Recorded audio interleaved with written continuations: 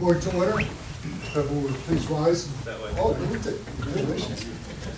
I pledge allegiance to the flag of the United States of America and to the republic for which it stands, one nation, under God, indivisible, with liberty and justice for all.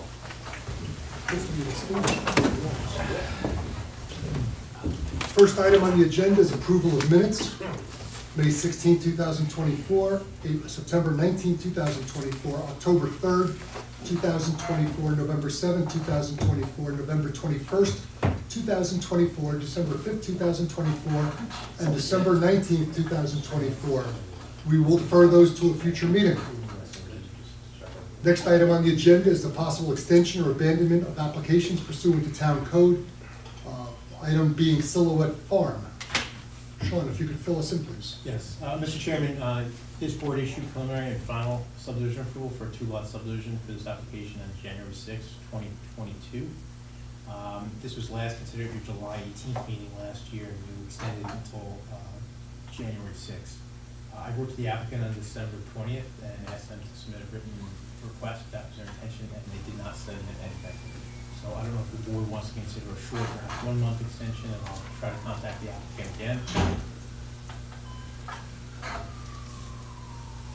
1 month extension, how do we go, Phil? I think that's reasonable. Until we get a letter. Yeah. That's fine. Yes. That's fine.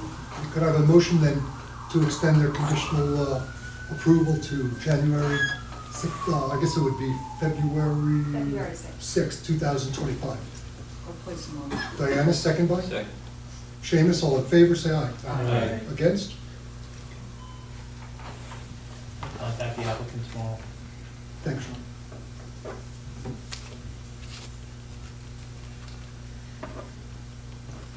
Next item on the agenda is McGowan lot line adjustment, 18-1-1.1 and 1.22. We have an application for a lot line adjustment along Milburn Road in RU zone, AQ3 stream corridor and reservoir watershed overlays. And we're here this evening to consider a draft resolution. Did we This application. We'll That was off. It's continued signed, taken care of. Gerber was signed in October. Should be on the list. Oh, okay. Welcome. Welcome, good evening. We were here, I believe it was, last one. And there was gonna be a draft resolution made up on the subdivision. Just to refresh your memory, it's just a simple subdivision where we're adding a piece behind the property. Well, we're not treating it as a subdivision, it's a lot line adjustment. Lot line adjustment, yeah. And that's basically it. To put a couple notes, I put a note on, a certification note that Sean wanted, and then I added another note, note number 3. Did you see that, Sean?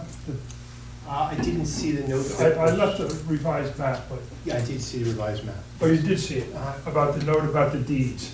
Yes, I did see that about the Yeah. deeds. Mr. Chairman, do you mind if I? No, just ask step a in, question? please. The only thing I just want to clarify for the board is that the numbers of the, I'm sorry, the area of the larger lot changed slightly. Yes, it did. Was that intentional? Or? Well, what happened was, I think the tax map was wrong, but they had done a dedication along Milburn Road, and it's probably slightly less. Yes, so there's a 25-foot dedication along Milburn Road that was not picked up. So, and we never really surveyed it. We're just showing it. I'm only certifying the new lot that I'm building, but I corrected that area. Made it slightly less. What actually changes then, Sean, on the resolution of those numbers? The resolution has the correct numbers. That is correct, Yeah, as it it stands. is. Yeah, there's no change. I just, in case the board was following the areas, I just wanted to Okay. mention it. Good. So in that case, Ashley, what yours? Sure, I'll go over the specific conditions. Number 1, prior to the signing of the map, the applicant shall A, comply with the December 13th, 2024 memorandum of the town engineer to the satisfaction of the town engineer. B, provide a map in satisfactory condition to be filed with the Orange County Clerk's Office depicting the lot line adjustment to the satisfaction of the town engineer with a consent to file signed by all property owners whose lots will be affected by the lot line adjustment. Number 2, a map must be filed with the Orange County Real Property Tax Service Agency and/or the Orange County Clerk, and no deed may be recorded until such map is filed. The map shall provide accurate dimensional and area data regarding the resulting parcels. The applicant's shall copy the planning board on their letter transmitting that map to the Orange County Real Property Tax Service Agency and/or the Orange County clerk for filing, and shall provide the planning board with proof of filing of said map. And then the general conditions are the same. Yes. Any comments from the board? None. No. Nothing at this time. Neil has one. Neil? At the last meeting, I thought that, I apologize, somebody from the O&R said something about a possible easement issue. Has that been resolved? There may have been one prior, but this lot line adjustment actually gets rid of that. Okay, So it's all on the one property now, so. good, I just wanted to make sure we got, thank you. Thanks, Neil. Good enough. Any other comments? If not, could I have a motion then to approve the resolution of conditional preliminary and final approval, lot line adjustment for Brian and Chelsea McGowan, as prepared? Phil, second by Seamus, all in favor, say aye. Aye. Against? Happy New Year. Thank you.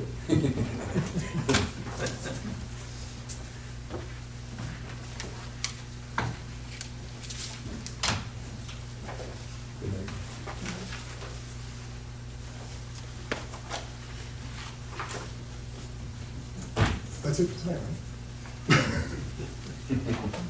Next item on the agenda is Bachman, three-car garage carriage house, 13-1-6.2, application for amended site plan approval for a garage carriage house on 2.065 plus or minus acres along Houston, in the RU zone with an AQ3 scenic road corridor overlays. We're here tonight for the secret process and to schedule a public hearing. Sean? Yeah, so Mr. Chairman, you recall that this is an encroachment into a no disturbance area. I believe, and I'll let Ashley speak for herself, but I believe the way to resolve this is to file a new subdivision map. If that's the case, we have to go through seeker, we have to go through a resolution, approval, and everything else. So a public hearing is required because it's a subdivision. So this is only really listed this evening to schedule that public hearing. And also, before the public hearing occurs, you have to conclude seeker. The applicant did not prepare an EAF. I took the liberty of preparing one, and I can circulate that out to the board. I just want to make sure that this is okay with everybody before I do so. Well, let's hear from council first. Is this the procedure we're going to take? Yes, I agree that Sean had prepared the EAF part 1, so the applicant will need to sign that, and then the board would be able to complete a part 2 and neg deck, and you could do that before opening the hearing. The schedule. You would also be able to assume lead agency status tonight. You had declared your intent previously, but there's no other involved agencies, so no notice needs to be served. First thing we want to do then is, I need a motion to assume lead agency status on this application. I'll make the motion. Marty, second by? Eric, all in favor, say aye. Aye. Against?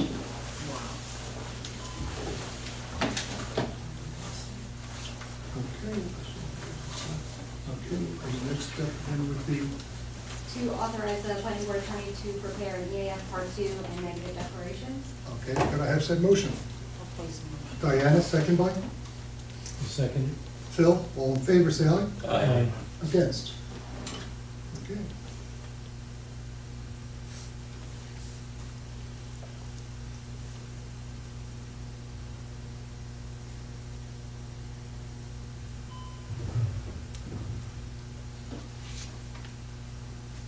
Can we set a public hearing at this point?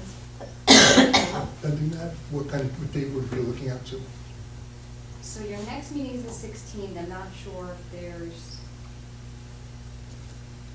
enough time to get the notices out. I would just like to verify with Grace, so to be safe, you might want to set it for The February following- 6th. February 6th. Comments from the board? Not can I have a motion to set the public hearing for this application to February 6th, 2025? So moved. Seamus, second by. I'll second it. Phil, all in favor, say aye. Aye. Against? February 6th. And then if the board wanted to authorize the drafting of a resolution. So we do that, could I have a motion? I'll make the motion. Okay, we've got a motion from Marty, second by Phil, all in favor, say aye. Aye. Against? And that is all we can do this evening.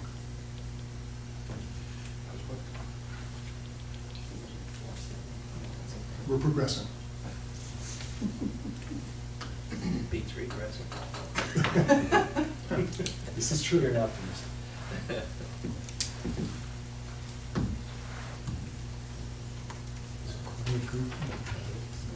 Shake things up. I think we're about to. Next one.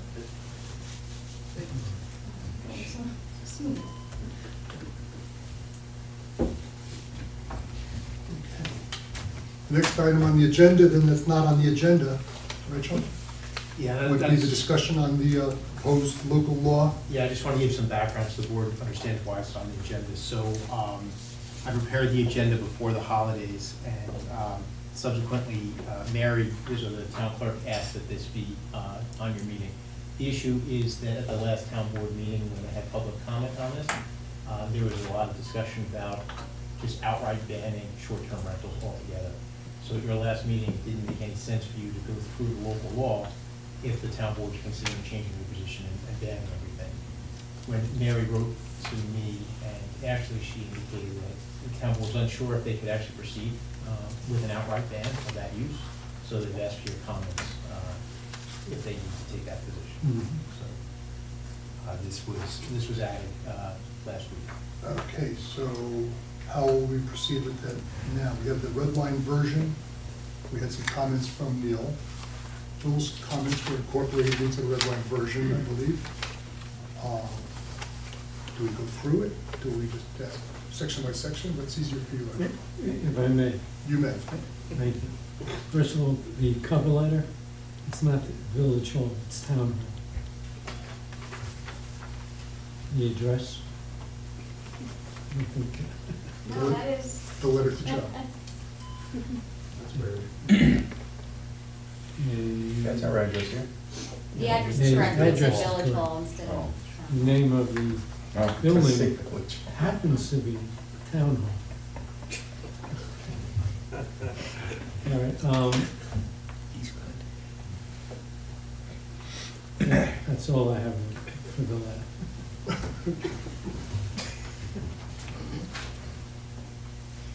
So how do we proceed? Ashley? So if the board, if everyone had an opportunity to review, I know Kelly had circulated the red line version before your December 19th meeting.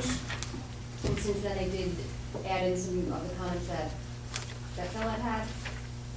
I know Neil had circulated some too. I believe those were from the ERB meeting, so they're gonna be sent separately, is my understanding, is that? We can send them separate. From They're the on- ERB they're on directly? there. They don't automatically send them to the town board, but they could. We can make sure. that- Okay. Okay.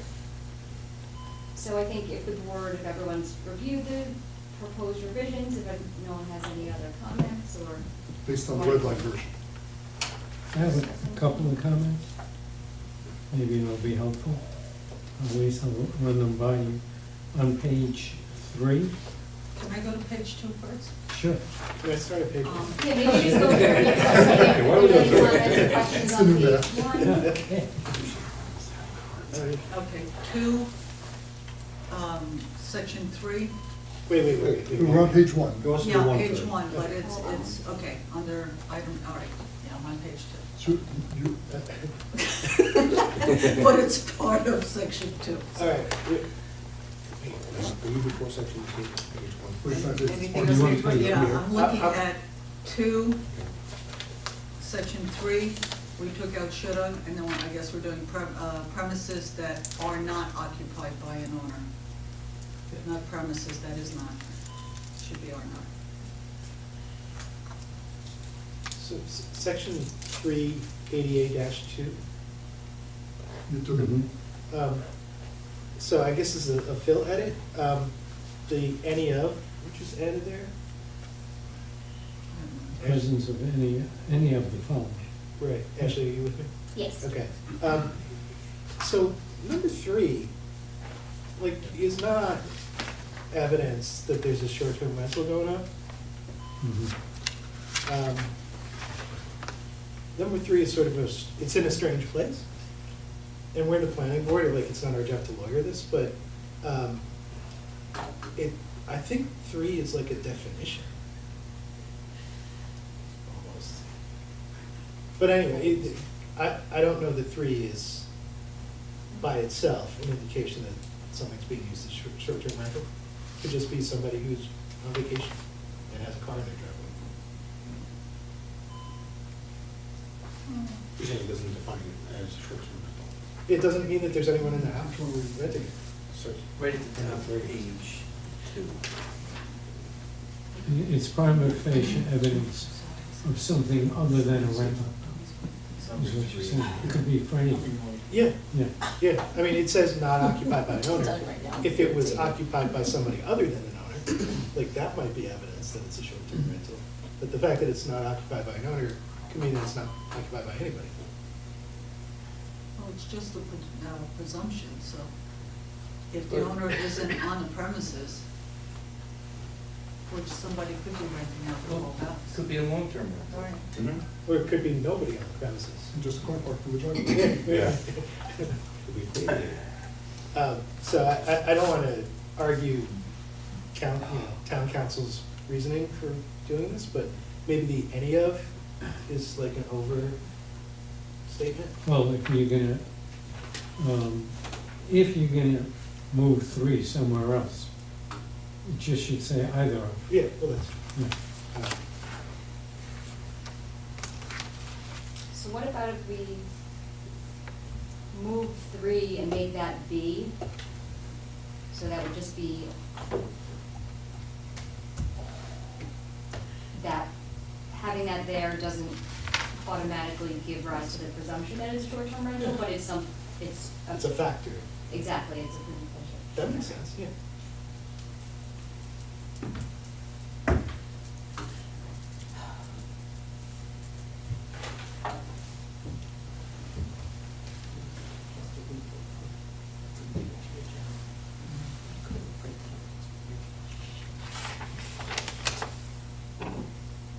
And then Diane, I don't know that I picked up on what you were saying before about, Well, if you read it, I guess the should A premises that is not occupied, should A is going out, you getting rid of that?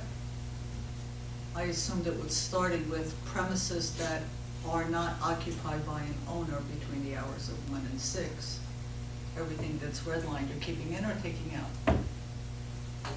it's gonna keep it in, so it would read should a premises that is not occupied by an owner. All right, so if you're keeping should A, then that, all right, because A is premises are. That's the only reason, yeah. But if you're leaving should A in, then it's Then it fine. makes sense.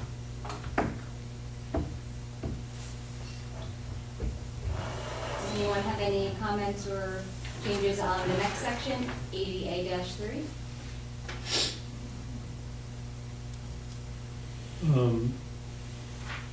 Subparagraph 5.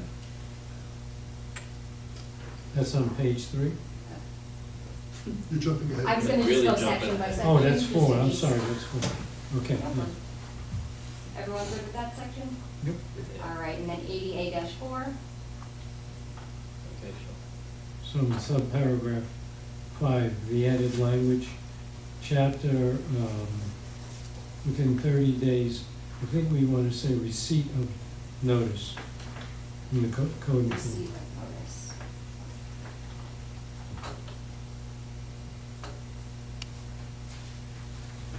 And then at the very end, we're saying that there should be a response to the code enforcement officer within 24 hours. I think we need a shorter response time in the case of an emergency.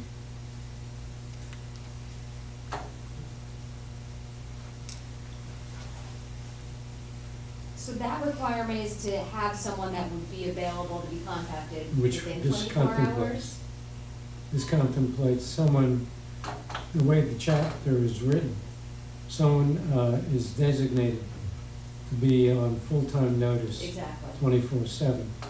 So I think if it's an emergency, there needs to be an immediate response.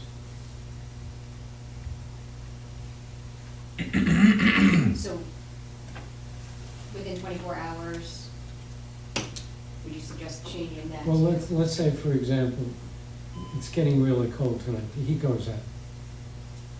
there needs to be I think, an immediate response. Well, there's a flood or whatever.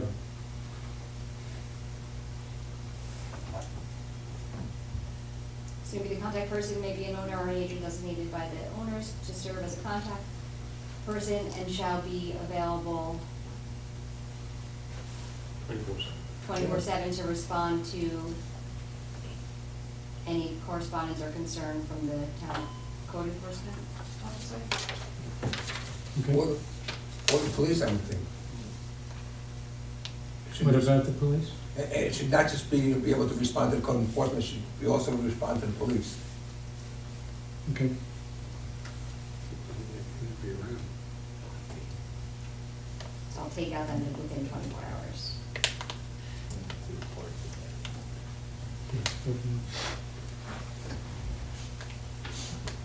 So that'll be the contact person may be an owner or an agent designated by the owners to serve as a contact person and shall be available 24/7 to respond to any correspondence or concern from the town code enforcement officer or police departments. That sounds good.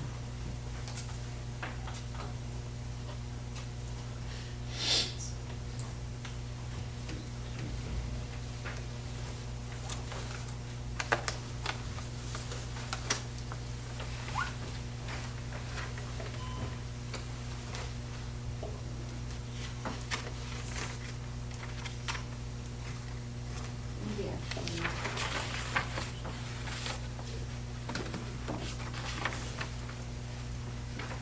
Be available 24 hours a day to promptly respond to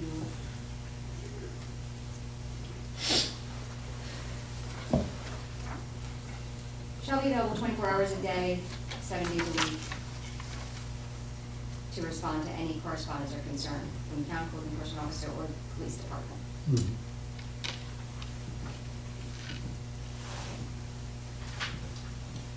When you say immediate response, I mean, I think that makes them, you know, that catches their attention, or is that not?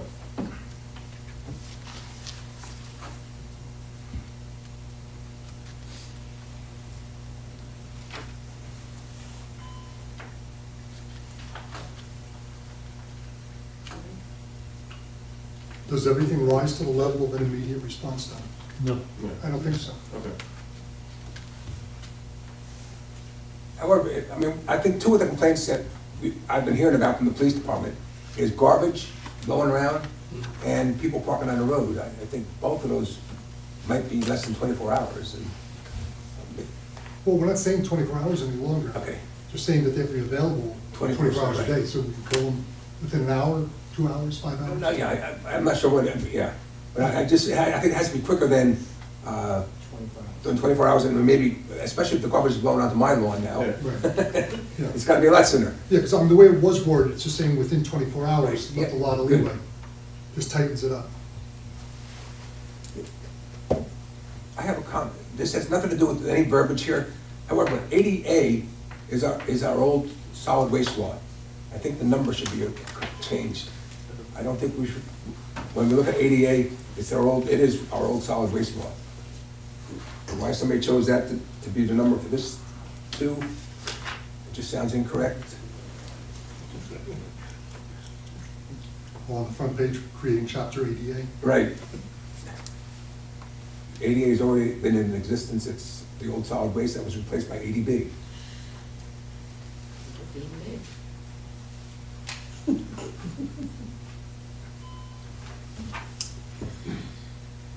Are we allowed to ask questions? Just trying to think what my, because that section now in our code is reserved, so because it's no longer this solid waste management, and that's where it would fall alphabetically. So what about 80 AA? We could make a new one. We did it for Legoland. We made up a new one that wasn't reserved. I would think it might be just appropriate to just do something different. 80, I'm not sure why we can't use 80C. I'm also not entirely sure why this isn't going in our zoning code, but Because I think if it's not going in our zoning code, we probably have to move a lot of definitions over to this new law that are contained in the zoning code that are not contained in this law. I'm not sure what the Unless they're difference, defined within the law. within this new law, right, but I'm not sure what the difference is between short-term rental and a B&B. Wherever if I was a current B&B, I might just abandon that determination and make myself, no, I'm now a short-term rental. And hotels are certainly short-term rentals, but I don't think that's what we're talking about in this.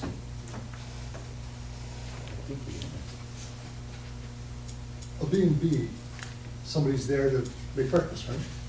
Or they're at least there to I be mean, if you're present. making it for yourself, it's not really a B&B. I understand, well, except they call them Airbnbs and, you know, I don't know. We should distinguish between a B&B that we have currently approved or a consideration that has to come to the planning board. Now, these things are gonna be short-term rentals that are not gonna have to go through the planning board, in which case, why would they ever become a B&B anymore? So maybe I'll say in the definition, at the end of the definition of short-term rental, that's on page 1.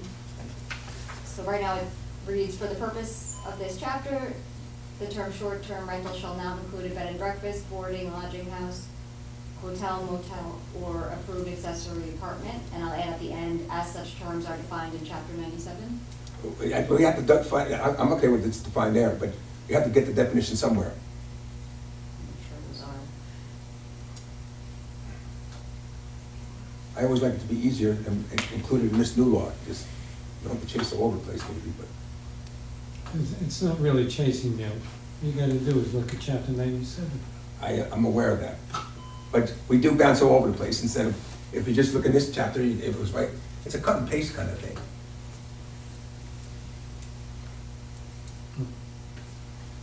I'm never gonna worry about it, but You got a side job going on no, I'm planning to open up on the farm. I'm gonna do all these campground things there. I got 100 acres, man. I can make a killing on this. And I'm joking, people. I know. My wife is probably home listening to this, and she's gonna kill me when I get home. No, but I'm saying it. So and I'm looking at, so the term boarding and lodging house, which is referenced in this definition, that isn't defined in the zoning code, so I'm not sure if that's a use that the town has.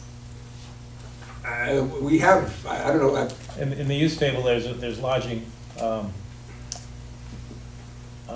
where's that use table, Neil? Chapter, yeah. attachment 5. It's attachment, yep, it's a. But certainly, it's not defined somewhere, we should get it defined somewhere, I think. Whether we add it to the zoning or add it to this. But they have lodging facility.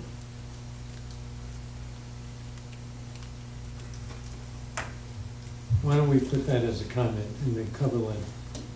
That we should define those terms. Those terms meaning B&B, boarding/lodging house. Differentiating, Excuse me?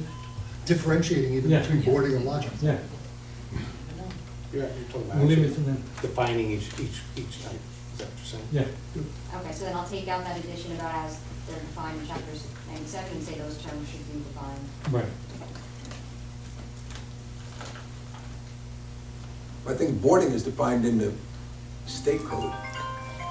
Elise Scheinberg or Elise. Short-term rental.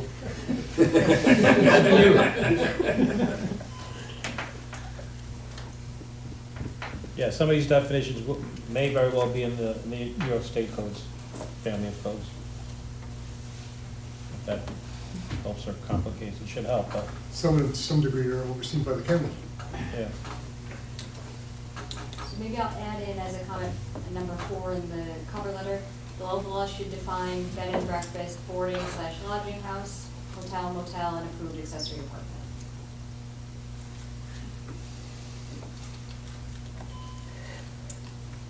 Is that good with everybody? Wonderful.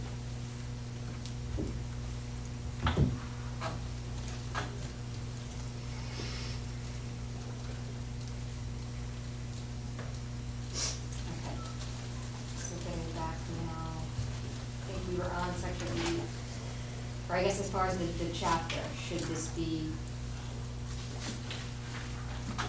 just alphabetically looking at the code where it would fit, would be 80A, so unless it was gonna be 80A1, maybe, or? Just use C. He's free to use, it's not alphabetical. Oh, So why don't you just, you said double A, use double A. yeah, double A word. I think double A would probably be after C. Just thinking of the code, the Well, code. in the phone book, double A comes before A. Who wrote that one book? Isn't that a It's a phone book. phone? It's a phone book. Okay, I'm dating myself. I don't think they have it.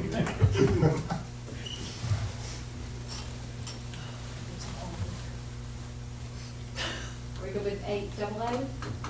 Double A's. Yes, we- What about me? I know. If they don't like it, let them pick something else. Compliance, basically, it's called the services triple A. Compliance, because that they will count for the first one listed. On listed, yeah. Yeah. Yeah, I think we call phone book. That day.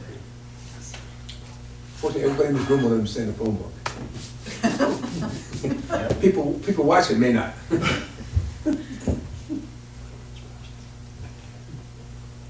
I'm not sure everyone in this room knows what it is. Yeah, mate.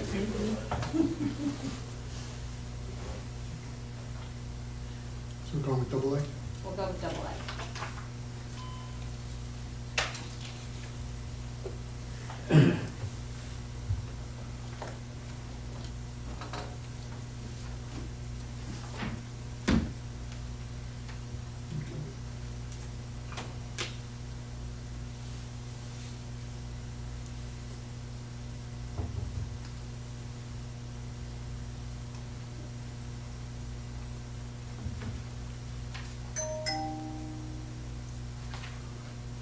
Are we moving on to item 6? Five. We're still on 5? Yeah.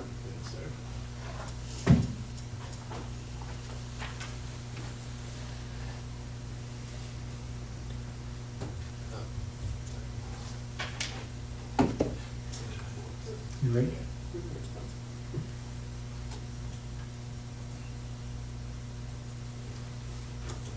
Any other comments on A4, AA4?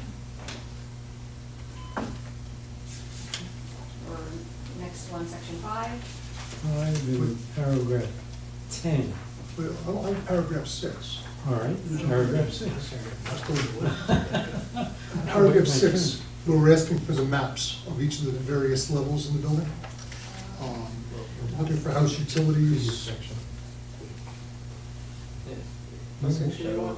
I'm You're on on A4. section 4. Go back A4, up, B6. A4, B6. 6, Okay. as determined by the code enforcement officer. We're saying, that they have to show the utilities. I'd maybe be a little more specific and, as far as showing the locations of all smoke alarms and carbon monoxide alarms. And that's equally as important as heating, cooling units and windows.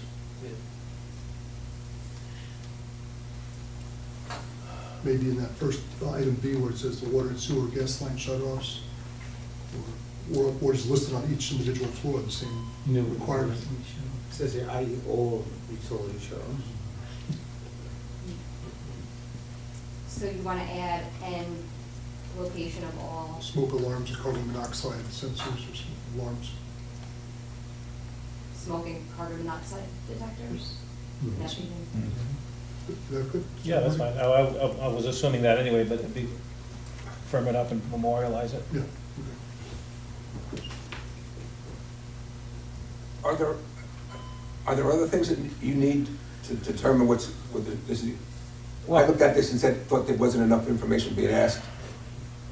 Well, there's gonna be a permit process, right? That's my assumption here. And these are things I would look at kind of automatically for myself. I'm aware you need it, but I think we should be asking them to give it to you. Yes, that's fine. I'm not arguing, I'm not contesting that at all. No, but I'm asking, is there other information that you need to make that determination? Well, thinking these bedrooms have their own like set of codes, right? Egress size windows and. Sure. What the size of the windows are besides the location? Yes. Yeah. But is there other, I kind of would like to put it in the code, all the information that you need, so that you don't have to keep on fishing for it and sending it back to them again, hey, I need this too, I need this three. Well, besides the bedroom situation, we gotta make sure that the septic system, right? We have to make sure it's the right size for the amount of bedrooms. Theoretically, it should have been designed based on the number of bedrooms. Yes. It's how many people they cram into those bedrooms that could fail the system. And No, but meaning when it got through the approval, whether it was through the town or through the county, so the bedrooms defined the size of the Right, systems. so there's a section on overcrowding. Every person has a certain amount of square footage. Right. So I could calculate how many people should be there. Well, And then, we're also saying, and all at the same time, we're also saying that based on the bedroom count, it's just be one parking space off the road for every bedroom should have a space for a car. So if it's a 5-bedroom house, theoretically, that driveway's gotta support 5 vehicles. Yes. But we also don't define parking space. What constitutes a parking space on there? Because I sure don't expect people to line up in the driveway, then the first car is gonna have everybody else back out. First car's gonna end up. No, they're gonna park on the lawn, on Yes. top of the septic system. And that's exactly what I'm concerned about. So I think we have to really get down to the point of defining what a parking space is and where they're allowed to be. I don't think we're anticipating parking spaces on the front lawn. However, we do have people doing that in their own single-family houses, but I don't trust, if we don't have this law say what constitutes a parking space, what size or whatever, and where it has to be located, people are gonna take it on their own. And I don't know, we can do it backwards and say, all right, now Frank can say, no, you shouldn't be on the front lawn.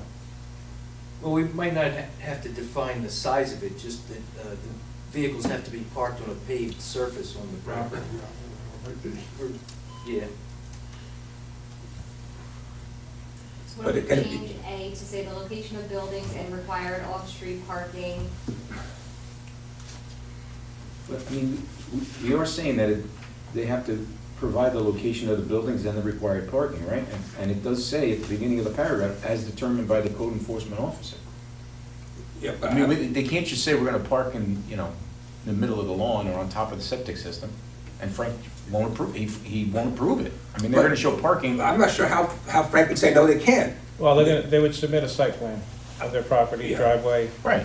dimensions, I could ask for the dimensions, No, right? I mean. right, no, I agree with you, Frank, but I don't think that you have the ability to say, no, a parking space is not allowed to be on the front lawn. There's no code in any of our codes, I think, that says you can't use park in your front lawn or park in the front lawn area.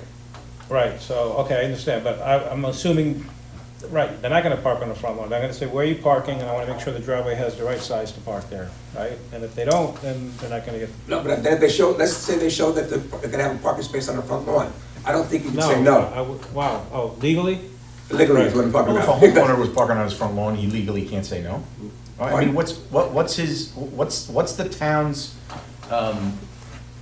restriction on parking? If I wanna park on my front lawn, who's No, gonna stop me? I absolutely, right now. Why should we stop them? I mean, would Frank wanna stop somebody from parking on the front lawn? Right now, when there's a single-family house, no, Frank can't. Right. But we're making this as a business now, and we tell businesses, yes, you can't, no, you can't park in your front lawn or front of that building, because it's a business. We're looking at this as a business now, and I'm asking the planning board really, is this what we wanna do, is get Frank stuck with saying, yeah, you have to approve it on the front lawn because we didn't say different. I think that. I agree that we should put language in there that we don't want guests parking on the front lawn. I mean, well, I guess what we're trying to do is to protect the neighbors.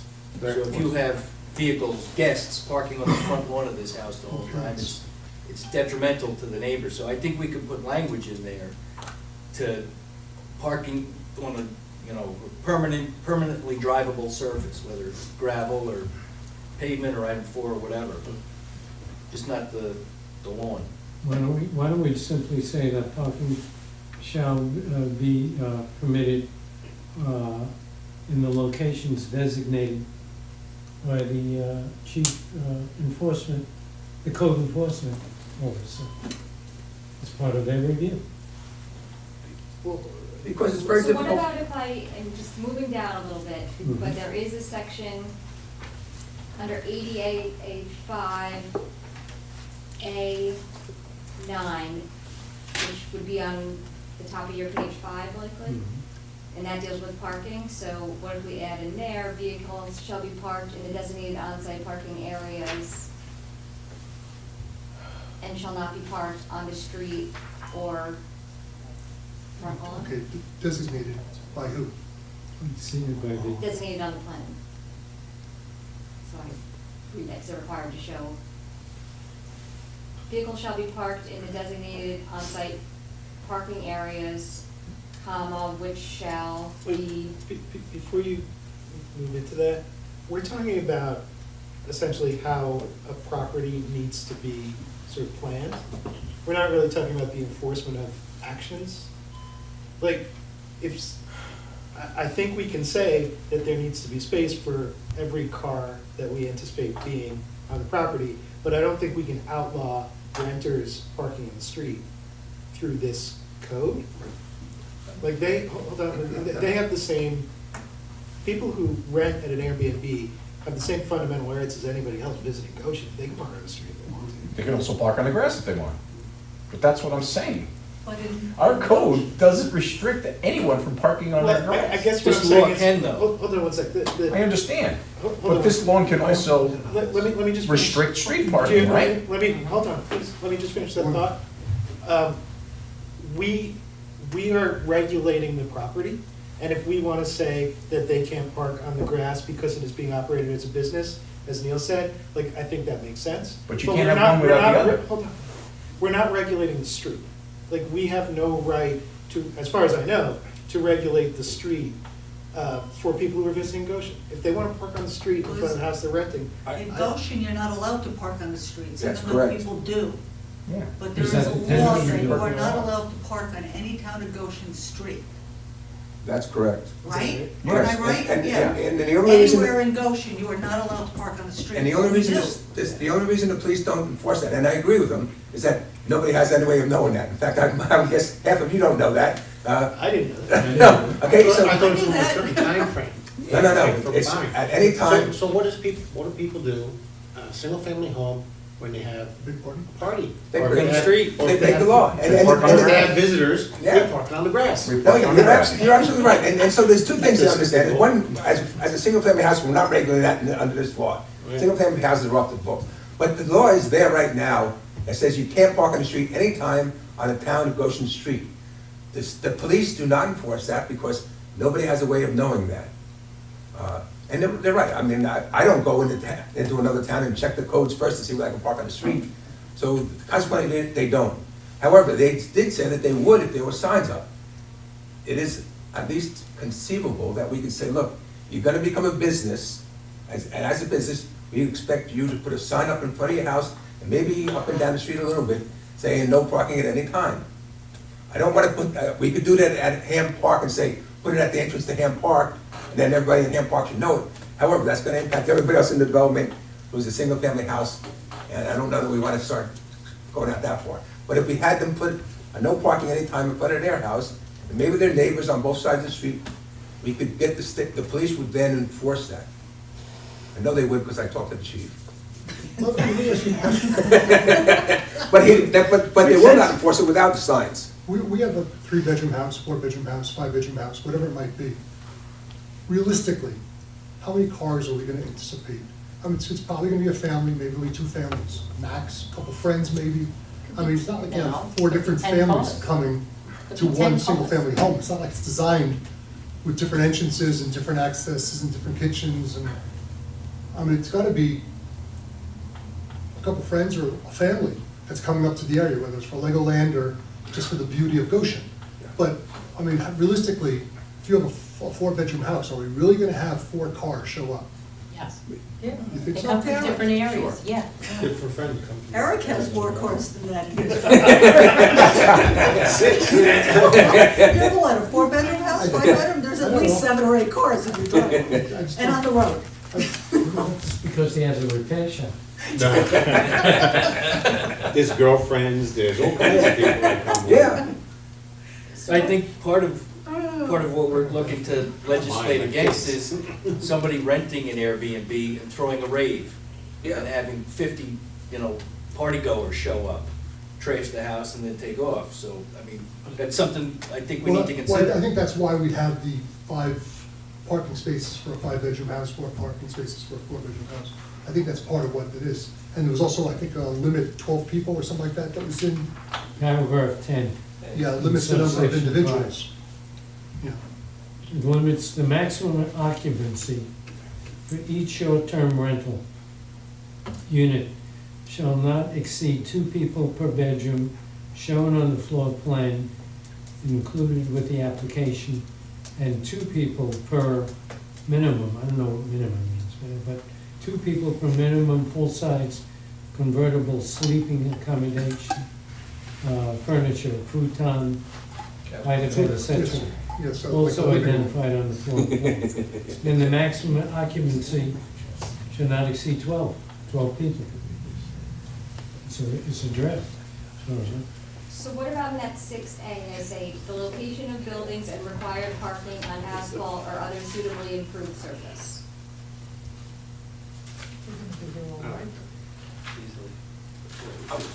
I'm not so sure we shouldn't have that it can't be in the front yard.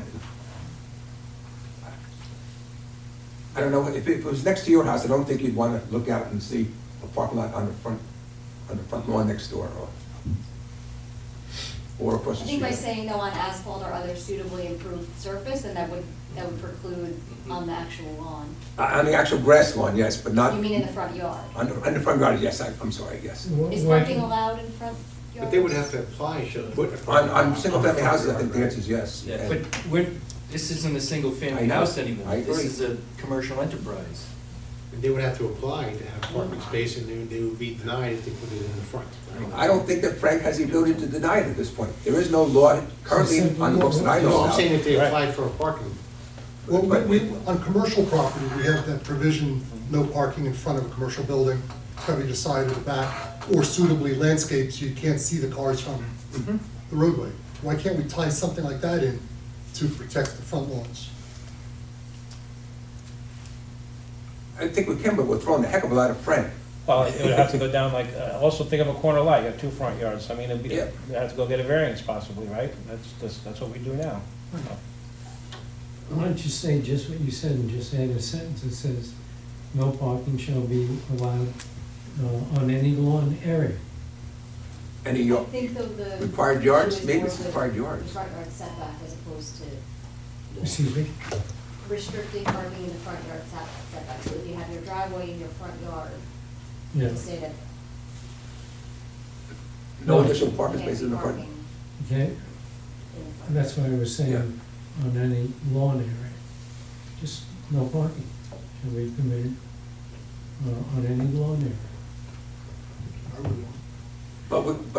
If they're gonna have to add additional parking spaces, they're probably gonna have to use at least the side lawn or the back lawn. Well, I think by saying no required parking Stick on area. asphalt or other suitably improved surface, that would preclude parking on any lawn. Right, but I'm saying, right now, if I was gonna convert my house to one of these things, short-term rentals, and I have to now add parking spaces, I don't want it on the front yard, what's in front of the house, whatever. So, but I'm gonna have to go to a grass area that's either on the side of my house or in the back of my house to add these spaces to get it legal. So I think we have to word it so that they're gonna be not, maybe, The concern there also though, Neil, Yes. is if we allow them to just go to the grass, when they show up to, when they arrive at the home, they're not gonna know where somebody's septic system is. no, It could be in the back, it could be on the side, it could be in the front. I You agree. don't see it, there's no signs or things Yeah. denoting it or marking it out. Mhm. So if you just give them the ability to park on the side of the back to take some of the pressure off the driveway, because there's more vehicles in terms of getting in and out without juggling cars. So I wasn't suggesting that lawns in the front or the back, or side of the back, I was suggesting that that's where the new parking spaces should be developed. Yeah, I mean, if they, if they, I think we have to key it in with whatever their driveway can support. If that driveway is such that it only holds 4 cars, then that should be the maximum number of vehicles. If the driveway's a long driveway and they wanna line up, 5 or more cars, they have to have the minimum of, 1 space per room. And if I'm renting a and I agree with you, Luke, Lee, but if I'm renting a property and 4 cars are behind me and they're all in there drinking still, I'm gonna take the first car and just cut across the lawn. Well, But you're not parking on the lawn. There's no one's gonna be standing there to watch that someone doesn't do that. No, we're not gonna. And if you're allowing them to park on the lawn, because they can't all fit on the driveway, they're gonna be on the lawn anyway. No, I don't want parking on the lawn, Sure. but I'm questioning where we should have the additional parking spaces developed. I think it should just be limited by what they have for a driveway or developed area, whether it's gravel or, which may or may not require a modification to the permit, for setbacks, and the driveway that's established for that property. So you're saying that, and so Frank is gonna say that you can't add any additional driveway to accommodate the extra. I don't think he's saying you can't. I think if someone's gonna come in, they have to get a permit, and then it's gotta comply with the bulk requirements, setbacks and stuff like that. Yeah. To do that. If they wanna widen their driveway, instead of having a 12-foot or 10-foot wide, they wanna make it 20-foot wide. If they can meet the setbacks and they're not infringing on their septic system or the neighbor's property, they should have a right to do that, but it's gonna go through a permit of some sort. So if a homeowner wants to expand their driveway, they'd have to get a permit? No, Well, they may, if they're expanding the curb cut. Right. They may. Not the need to curb get- cut, just okay, so expand. they come in and then expand? Yeah. no. Now, there is some language in the town code, it has to be 10 feet away from the property line. That's something we would look at, right? But right off the bat, no, you don't need a permit to do a patio or extending a blacktop driveway, but there are some setbacks that they have to be aware of. Who confirms that they're not building that driveway on top of part of their septic system? The homeowner? Their problem. It's their issue. That's their issue, okay. Is there a maximum width? A maximum width, not that I know of. But What's your best? we're right, but when we go ahead and approve subdivisions, we talk about stormwater runoff, and I just see these going rampant sometimes, where we're gonna have a lot more stormwater runoff because people keep on expanding like crazy. Reason why I asked that question, because this person who must have used their property for that purpose, they could just expand their driveway and park cars. Yes, yeah. but- So then maybe we should say, make sure that the surface is, because they may do it anyway, right? So let's make sure the surface can hold the car, gravel, pavement, or whatever. I think that's the way to go. Because if they don't need a permit, you're not gonna capture it, right? So if they're gonna do it, you can't park on the grass, right? We're still going back to the front yard discussion, though. Do we want it in the front yard? That should be kind of spelled out in here. Okay, if I wanted to make a driveway in my front yard, Yeah, and it's no curb cut, I just wanted to, right? you can park in your front yard now. Yeah, you can. Okay, then, that's not a good thing. Still gonna do it. No, I'm not. You're parking Get in out your of the front. neighborhood if I do that. I'm trying to see what the stop, what the gap is to stop, and if they do. Because we're discussing it as a business now. Yeah. Yes. So maybe the answer is, if it's gonna be a business, maybe we should look at having to get a permit even to expand the driveway. So we can start looking at where it's gonna be. Well, let's ask the question, if it's a commercial property, would they get a permit? Well, you're talking about the site plan modification, an Right. amended site plan? No, just Yeah. arbitrarily, if it's a commercial property, that's already commercial, Yeah. they want to expand their parking lot. Yep. Would you require them to go? I would consult with Sean. Yeah. There's some things we could do as an amended site plan, some things gotta go back to you guys in front of the board. But either way, it's getting reviewed and approved by somebody. Right. Yes, absolutely. So if they're- they use it like that, if maybe they're operating those in that requirements manner. as a commercial property apply, maybe. That will stop them from doing it on their own. Yeah. As I said before. Did you say that? Yeah. You say it in Spanish? French. I'm just trying to stop them, if they have to be reviewed, then that's where you stop. It puts more teeth. That's where you find out, make sure they do the right thing. Is the RU district? Isn't that why we have a code enforcement officer? Does the RU district permit Stop, please. Airbnb, Not working, not working. short-term?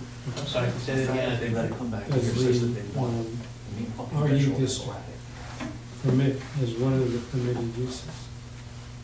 Well, This type of facility, a short-term commercial. If I was to have one comment on this, and a lot of this is code enforcement, is not a lot of engineering, would be that you may want to recommend that the board also consider making modification to the zoning code, right? So what we're talking about right now, I think what we're envisioning is single-family use, somebody uses that as an Airbnb. Well, single-family dwelling is permitted in the RU, right? But this is actually, I think, changing that use classification. Yeah. I would think that they'd also need to make modifications to the zoning code where this use is either permitted or not permitted or something A like that. special permit. Yeah. Right. Okay, I think that's a good suggestion. I think at this point in time, I think. that was one of the I'm sorry. comments in the letter to specify, or, Yes. yeah, And why would we not do that? where in the town they're permitted. But that's different than the uses that are permitted. So the use table, I'm going back to that use table, I don't have it in front of me, but I believe lodging is a use in the table, and our district, it's unpermitted, Not permitted. not permitted, as it's set up now. Lodging is permitted in the HC and the CO, and that's,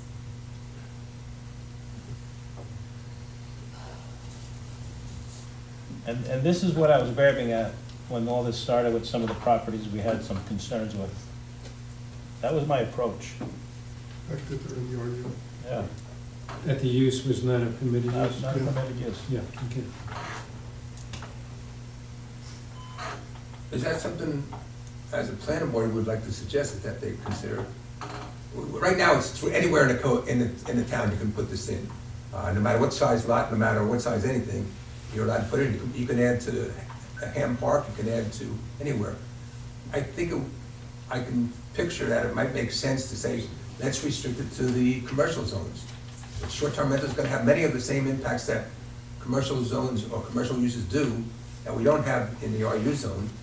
And why not restrict it to the three existing commercial zones? Well, the way it's written right now in the section 1 is for residential neighborhoods and rural areas where short-term rentals are operated. I don't want to get into that last phrase, but elsewhere in here, it only talks about residential districts. Doesn't talk about any rural areas. So the cover letter is saying that the board should clarify where it's going to be permitted, the short-term rentals. If we're going by residential, I think, for the most part, we consider residential, usually the RU zone is almost in the Hamlet district, which would include Ham Park, I think. Or maybe, The nuance to this, though, is that bed and breakfasts are permitted in the Hamlet district, and it looks like special permit in RU. So, I mean, what's in the use table is lodging facility. It's not the function of lodging, it's a hotel, basically, so. yeah, that's how it's defined as a. Yeah. So, I mean, there is some conflict there. It's not the use that we exclude from residential areas, it's the type of building, essentially, I guess. except that we also allow it sometimes in the RU zone, if it's on a state or county road. And the other thing we haven't started discussing even is, what's the maximum density of this on a property? Because I'm joking before, and I'll joke again, that with 100 acres, I can put a lot of these things on my property. What I have to do is go to Frank. Frank's allowed to tell me all, and I don't think that Frank can tell me I can't have more than 5 or 10. Because there's no criteria there. There's no criteria in this new law to say the limit is 1 to every existing lot. I think it was 12, right? 12 people. 12 people, but I think I can put multiple houses on my property, or multiple little sheds or whatever, and have people there. Can you though? Can I? Do I want to? Hell no, but. No, but can you? Can you? Does the code allow that? I You think know, it does. I don't know this the code inside no, out. I think the code is blank on that. I think there's no restrictions. I think we need to talk about restrictions if we're gonna talk about it all. Otherwise, I scare me. So if I have a 100-acre lot, I could just put up 100 12 by 12 sheds without any building permits, without nothing. No, I think you have to go to Frank, because there's gonna be residential and all that, but yes, you'd have to get that, but there's no, I don't think this code restricts how many I can put on a lot. Like, I think that, Yeah, but other parts of the code should restrict it. Not in this Is code, there a no. restriction on the number of single-family dwellings you can have? Right, that's what I'm saying, right. But this I isn't a mean, single, you're talking about putting up individual dwellings. but this isn't a single-family dwelling anymore. This is now a, But Yeah, I it think- is in, it has to be in a, You know, the code does allow multiple single-family dwellings, but you still have to go through the density requirement that Right. that it meets. the I'm requirement if the aware, lot were to be I'm subdivided. aware of that, but I'm not sure that this qualifies that, because at one point in time, it was allowed to have tents and tent platforms or whatever were allowed to be there, Was that taken out? And RVs. and RVs. Because this thing says tents, 30, not more than 31 days, including tent sites, tent platforms, or other temporary structures. Was that taken out? Is that still in? Certainly it was there, I don't know if it's still in there, but. yeah, I don't see, just going quick. 97.1 on the first page, at the bottom of page 1, local law 13, 97.1, short-term rental. Definitions. Mr. Chairman, can I just jump in here just for a second? Just Yeah. wanted Yeah, to, go right ahead. so I just want the public to understand where this is. The town board, that's the legislative body of the town, they prepared this introductory local law, and it came out as a zoning law, and as such, it's required to be referred to. That's where you are right now, you're referring this. You are not required to have a public hearing on it. You're not even required to actually have comments on it. You know, if you didn't have comments, you would just respond, you don't have any comments. So I think a lot of the questions that you're hearing from the public, they're good questions, but I think they probably be better directed again. Directly to the town board. Because they are the ones that are drafting this law. I've seen instances where planning boards have given extensive comments and town boards don't pay them any attention. I'm not saying that your town board would do that, I'm just saying that if the public feels strongly about something, the group to go to is the legislative body who's responsible for this law. Permission to ask a question. Is the room still open? Yes, public hearing is still open. It's actually continued next week, I think. Yes. Yeah. With the town board. Yeah, town board has a public hearing continued, right? But I think that this board can certainly give our concerns, and, because I'm not so sure that the town board has thought into it that deeply yet at this point. They haven't heard of everything. I mean, otherwise, there's even a question of setbacks. How far things have to be set back now because of it being commercial.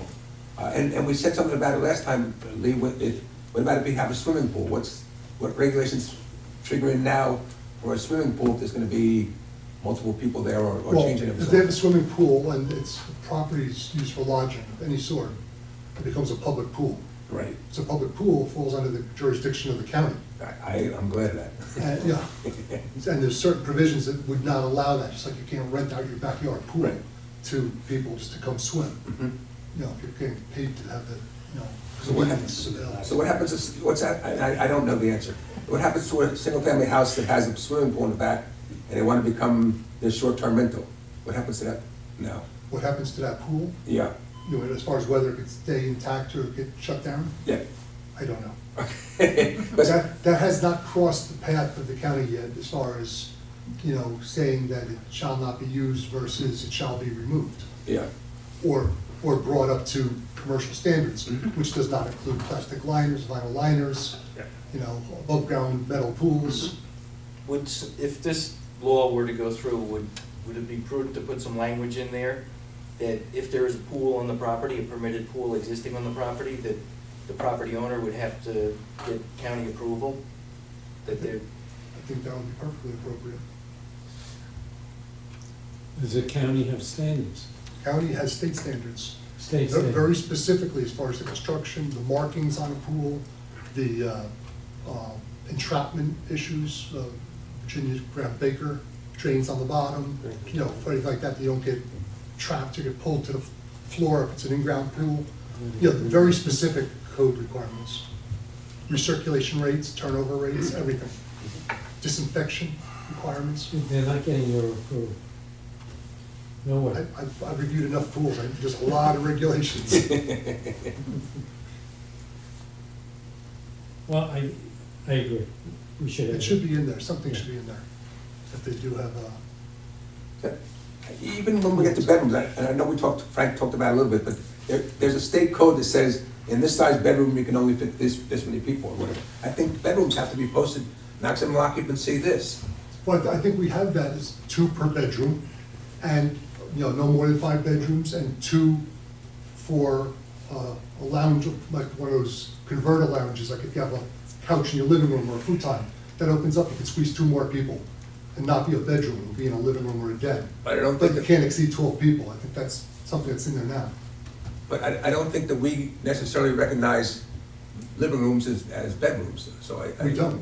I That's know, why it so- only gives you credit for one if you have Well, I'm not sure one. we should allow that, because if they, I know that under some of the stuff, they always, the bonus room over the garage now becomes something with a futon in it or whatever, and then a basement or whatever. What people, and I know that it happened with the bonus room, because one of the issues I mean, was. there's ways around that possibly, I don't know, with the code, but if they're gonna use a living room or something like that for occupancy dormancy, they would have to be able to meet the egress requirements, the lighting requirements, smoke alarms, Right. all that stuff. That would be in a bedroom, they have to have the same thing in that den or family room or basement. Sure. A basement's not living space if it's under, you know the code. Sure, yeah. I'll tell you the code. If it's under, below so many feet, the type size of the windows, number of access points to get out, So they can't use the basement as part of this. They couldn't use it as a legal bedroom on the real property records. And that, consequently, I think almost that language that about a convertible piece of furniture should be removed. There should be no convertible piece of furniture, because you can't use that convertible piece of furniture in the living room if it's not in the bedroom. You can't use it downstairs if it's not in a legal bedroom. Why even bring it up in a discussion about using convertible furniture? Just leave it out. Well, the other thing that's interesting with that point is if you could use that couch as another bedroom, then technically you should really need another parking space too. Right. Because we're keying the parking spaces off of 5 bedrooms, not 5 bedrooms plus a convertible living room. And in any place that uses a septic system, you have to increase the size of your septic Right, It was system. only designed based on the bedrooms. Frank is not gonna be able to police any of this. Well, that's, we're talking, And right? so we can talk all we Yeah. want, let's try to be realistic about it, But that's right. But if you take it out of the code and don't allow it in the first place, there'll be less, perhaps, It's If easier there's to a enforce. complaint, it's really up to the neighbors, Yeah. somebody to file a complaint. Noise, parking, whatever the case may be. But somebody's gonna, That's how it gets to his attention. Why can't you just, not allow it in that zone? In our zone, There's some discussion about that with the town board Don't right now. allow it in They're Goshen. researching whether that is, that's allowed and whether they can defend that if they're challenged.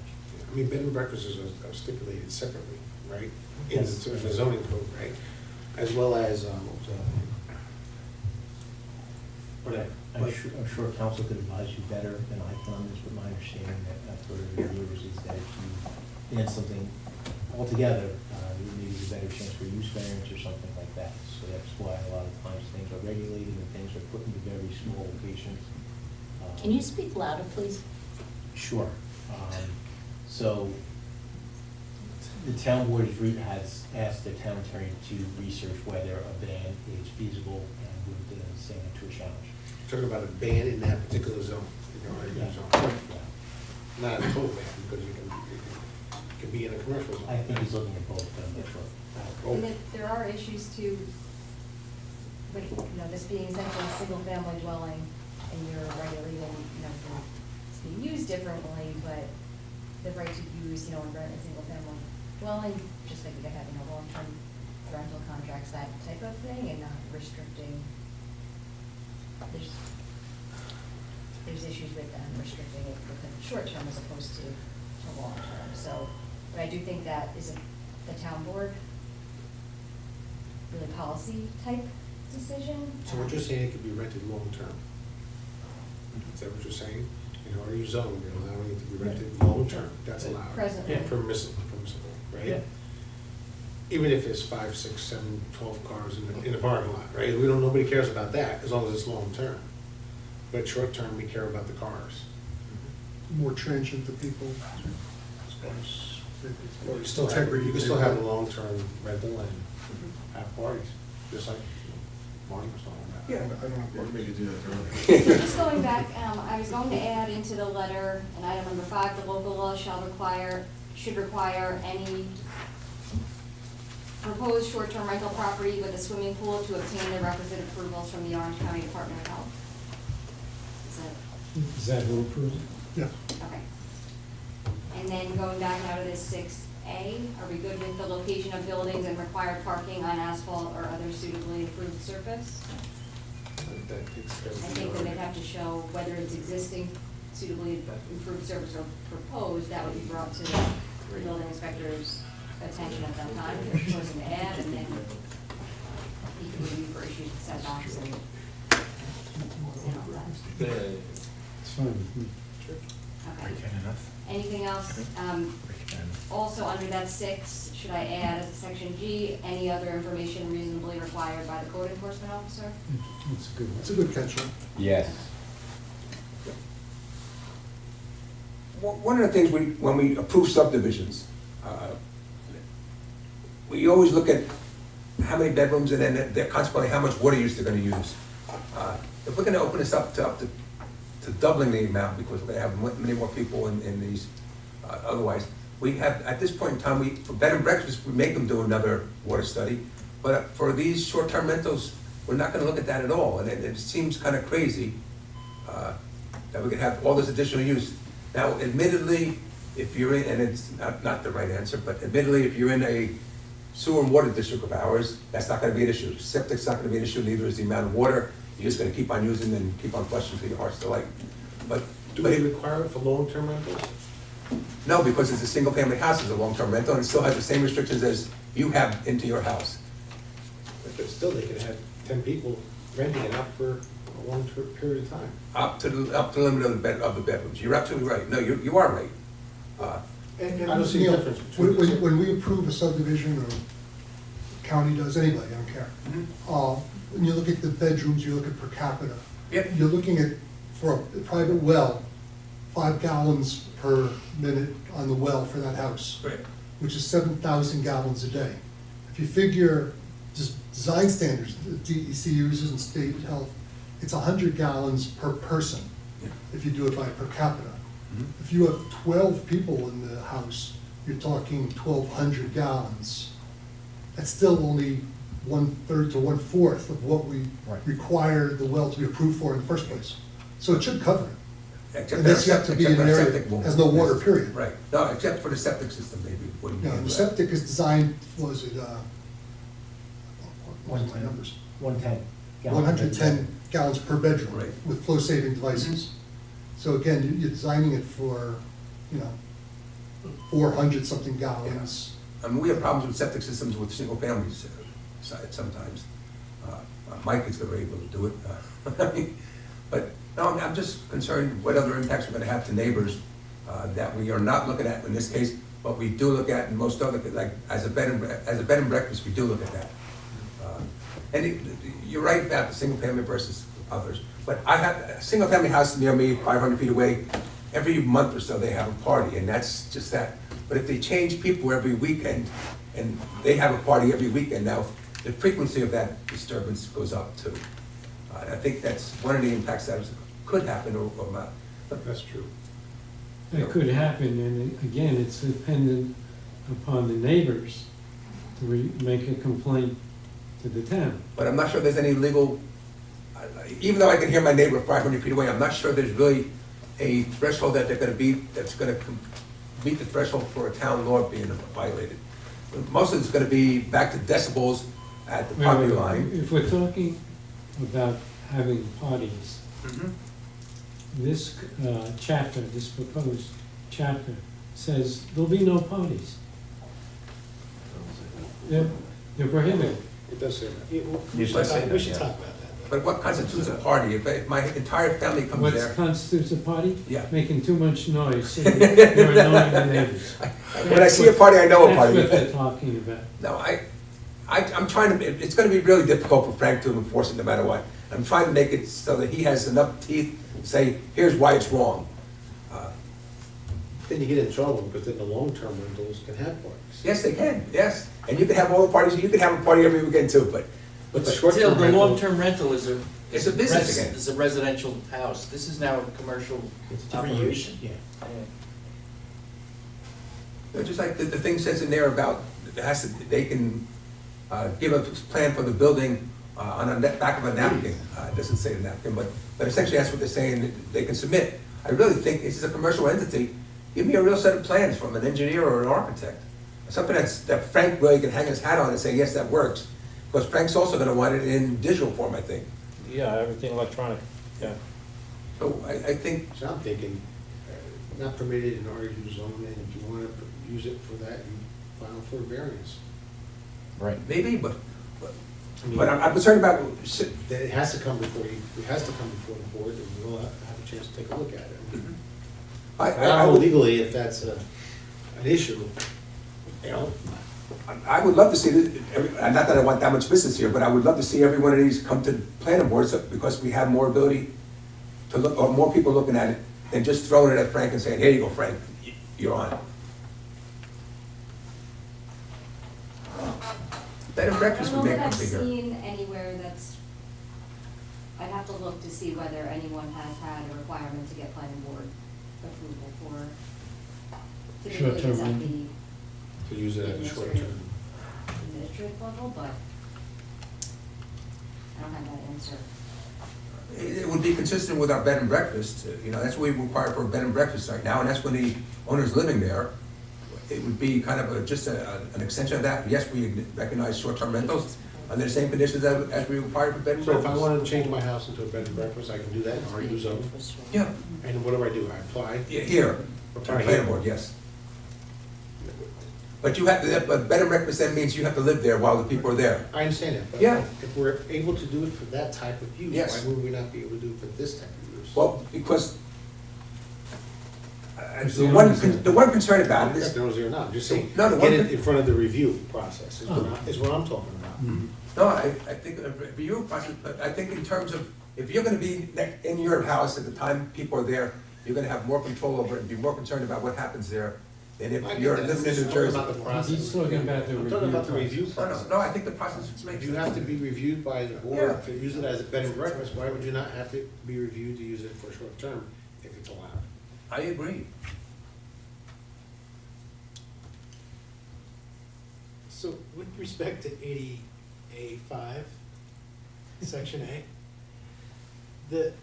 these are property requirements, and the discussion we're having, and number 11 and 12, like these are behavior controls that we're sort of, You think talking about the about- weddings and stuff yeah, like no events. First of all, I think that that's too vague to put in a law, but is not a property requirement as far as I see it. When you say property and operational requirements, Well, is the solution to change the name of the section, or is the solution to put these particular things in a section that addresses use? Because there is a rental contract section that regulates use a little bit. I think if some of them do overlap, so for example, with the requirement to have certain fire extinguishers, that would be a property requirement, but you're required to maintain those, in working condition, that's kind of an operational type requirement. Okay, well, okay. What's your concern? My concern is, like, this, my belief is that this section is supposed to articulate what the building needs to do to qualify for this thing. And some of these are, some of these are behavior issues, some of these are like contemporaneous with the rental, which is not really like how you prepare the property, it's sort of how the property works. Again, that's still why I have like a little bit of issue with this, vehicles should not be parked on the street. We can say that in the plan, it should not indicate that vehicles will be parked in the street, but this feels like the wrong place for us to be regulating, like if somebody can have a birthday party during their short-term rental. But there is, we're being told, in existence, a general law that says no parking on the streets in the town. No parking on town streets. So this is just a redundancy. Well, but who's liable for that violation if it occurs? It's the person who owns the car, right? Well, under this scenario? Well, the car would get Well, no, ticketed. under the existing scenario. Under the existing scenario? Yeah. So now what is, They're violating the terms of this chapter, and therefore they could lose their permit, among other things. right, so we're saying that the short-term rental Rental, owner yeah. would be liable, however consequences are articulated in this thing. These are For somebody- conditions. For somebody yeah. parking on the street. So, okay, I mean, is that what we mean? Well, the person who parks on the street could also theoretically get fined, get a parking violation. But insofar as the chapter is concerned, it's the owner of the property who's doing a short-term rental. Okay, I'm willing to understand the logic behind that. Number 11 is more, 11 and 12 are more troubling for me in this context. Because they deal with behavioral issues. Yeah, number 11 is just, like, it's too vague, we can't. What have you said, events, no events such as, but not limited to weddings, concerts, or parties using amplified sound or hosting more than the maximum guest capacity outlined in the short-term rental permit, permitted? That makes sense, like, that's quantifiable. Put a threshold on Yeah, but you know, like, people may go to Legoland for their kid's birthday, that's okay. What's wrong with 12? I don't know what the definition of those contracting for and residing in means. No, there's no. No it's not gas supposed to other be than there. those contracting for and residing. Because like kids wouldn't be signatories on a contract. No, but when you sign the contract, you're gonna say how many people are gonna be Right. staying in the place. You don't wanna put down 2 and then have 12 people staying there. Most of the time when you go to a hotel or whatever, you have to put that kind of information down. So we Well, have, but is that, do we know that happens? well, the way you answer your issue there is, you say no guests other than those contracting for Permitted under contract. or residing in the short-term rental property are permitted in the premises. Change the "and" to an "or." Yeah, I think the word the residing in opens the door to anybody who's sleeping there. Yeah, to me, I think it's I think saying, I'm if sorry. someone were just renting out, their basement or, a portion of the dwelling, and they were still living there while these other guests were visiting. Would you consider this under moving that concept under rental contract instead? And just say that all guests staying overnight must be named in the rental contract or something like that? Because we have section D for rental contract. I really think the rental contract has needs a lot more information given to the leaser. I mean, even noise levels, I don't know about that normally, and I know when I go to a hotel, there's a sheet on the door that I always ignore with all the regulations. I mean, I know, but I think we've all seen those things there.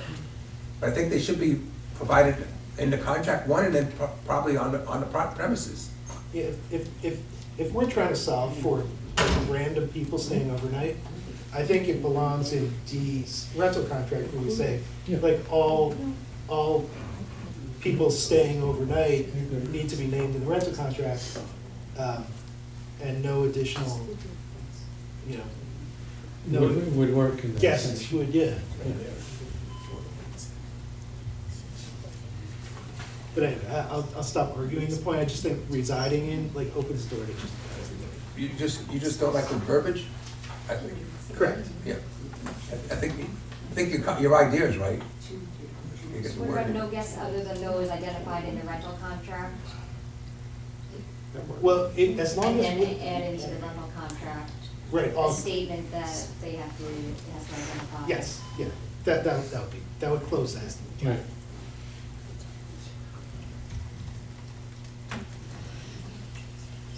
And take out the or and residing. I think that's right. But I guess then if you have that situation where it's someone that's renting out just a portion of the house and they're there, I don't know how often that happens, but, I think those commercials for talk about renting the entire house versus, you know, some houses. It's not the entire house, so maybe no guests other than those identified in the rental contract.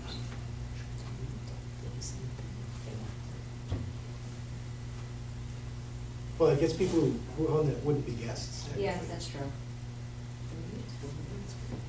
I think your solution is, Okay. makes a lot of sense. And I would change it to or. No guests other than those contracting for or.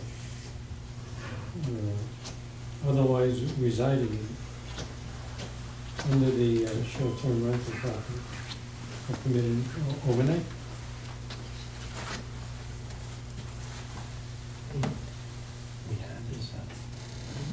I think that what those would be guests, someone residing there. So if we just say no guests other than those identified in the rental contract are permitted on the premises. Yeah. Right. And then I'll add into the,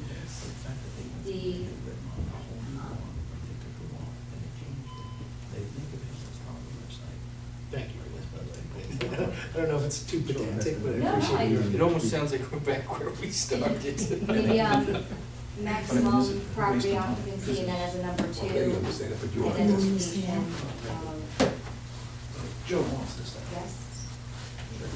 We're at number 10 now? last minute. I'm under D, the rental contract, Oh, okay. so saying. No substitutions. Identification of guests that will occupy the short term.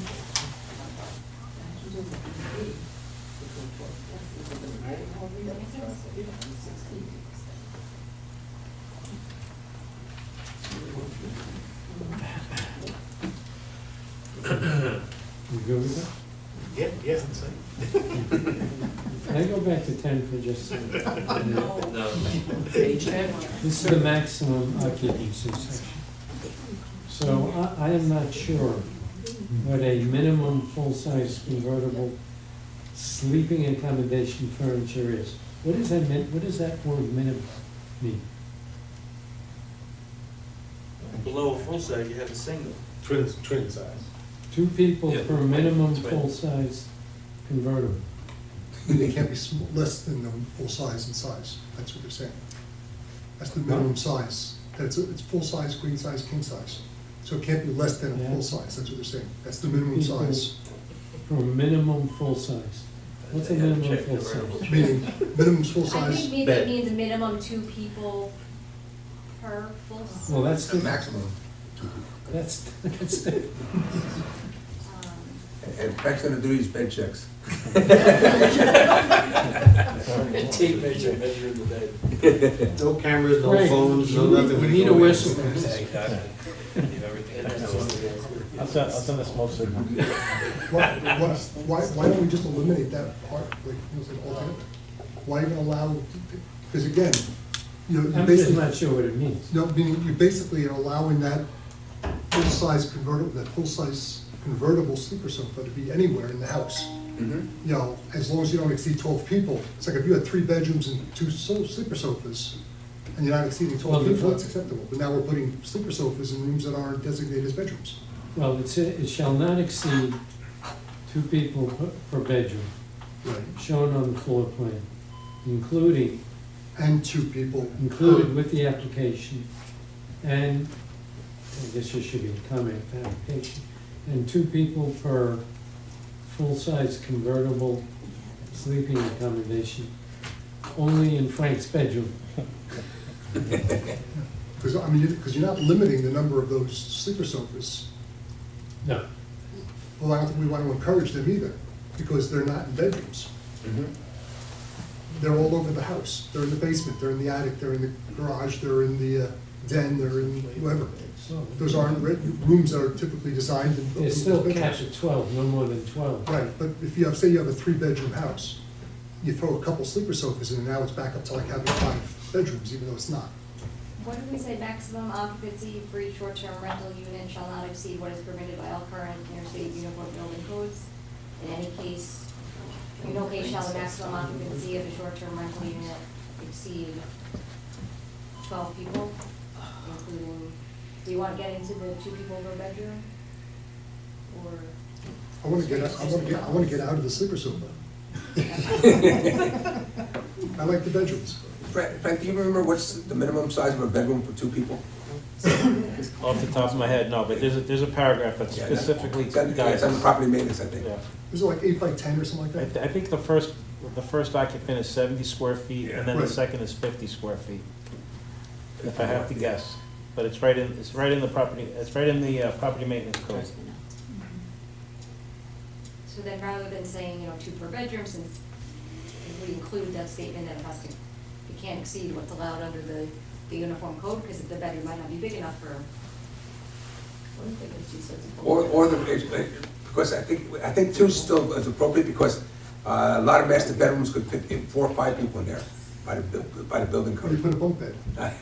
And do not joke about that. I've seen 2 bunk beds in every bedroom in Yep. some cases, and on the front porch. So do not believe it won't be tried. Next to the sleeper sofa. That's right. All the bunk beds in the kitchen. But So what if yes. it says, maximum occupancy for each short-term rental unit shall not exceed what is permitted by all current New York State uniform building codes. In no case shall the maximum occupancy of a short-term rental unit exceed 2 people per bedroom shown on the floor plan included with the application, and the maximum occupancy of a short-term rental unit shall not exceed 12 people, including permanent residents and renters. And I don't know where we should put it, but we should somehow put this maximum occupancy posted in the house, too, I think. It does say that, yeah, it's in there. Okay. And in each room too, probably. So they don't read it, right? The uniform Yeah, yeah. code, but no event more than 12. Yeah, But no- they also should have shall an exceed egress for it. 2 people per bedroom shown on the floor plan, or 12.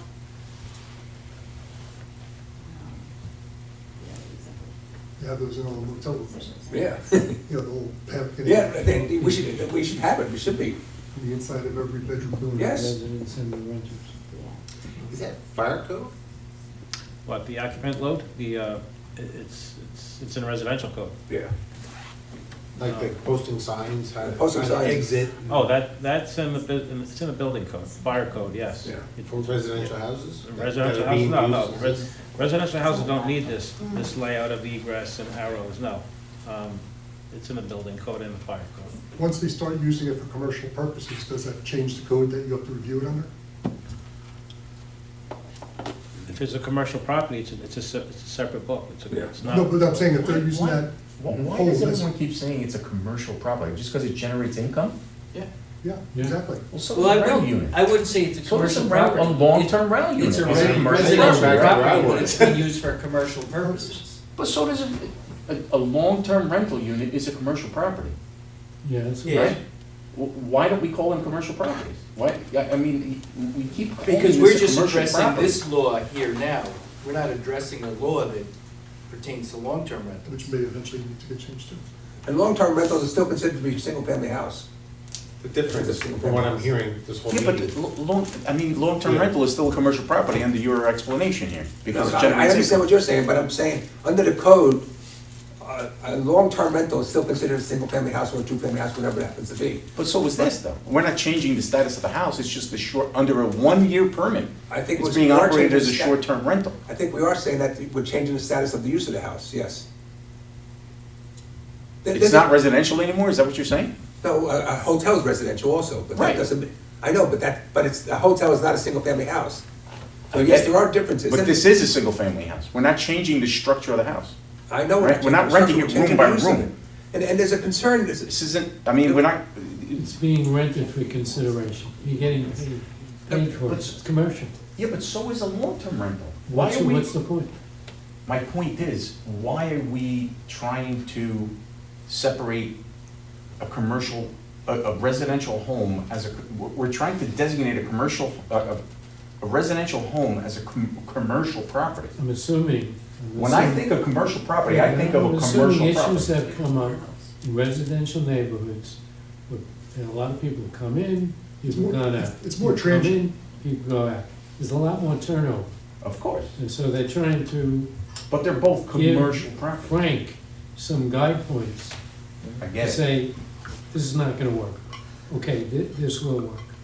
That's And what I this think whole that's, exercise. that's I get it. important, that it's really the transient nature, and that you're having these, you know, different, as opposed to it, just because it's being commercial. It's being regulated differently because it is the transient nature, and we were talking about parties before, so if they're having, you know, different people staying there every week or every month, and they were gonna be having a big party as opposed to a single-family dwelling that might have, you know, a graduation party or a big party occasionally, not every weekend. But going back to this maximum occupancy, what about maximum occupancy for each short-term rental unit shall not exceed what is permitted by all current New York State uniform building codes.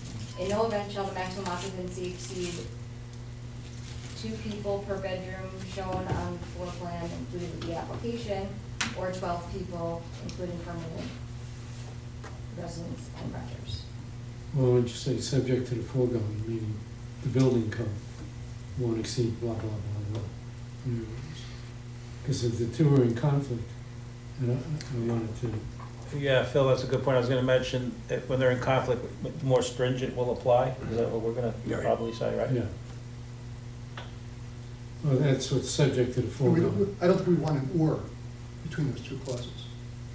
2 per bedroom or 12 max. Because you could end up, I won't accept that. you could end up with 4 people in each of 3 bedrooms. It still satisfy the requirement of no more than 12. I'm off that already. Whatever you want. So an 8-bedroom house cannot have this. Yeah, you could, you just can't have more than, you can't have 2 people in every bedroom though. That's 16 people. No, It says No, you can't. Maximum's But 12. we're still capped So at you 12. can have it, you Still just can't can't. have 16. Sure, Even though you have 8 bedrooms. Yeah. because some people have to sleep alone. And then we do the driveway, and parking spaces. That's another requirement. One per. So what about maximum occupancy for each short-term rental unit shall not exceed the lesser of what is permitted by all current New York State uniform building codes, or a maximum of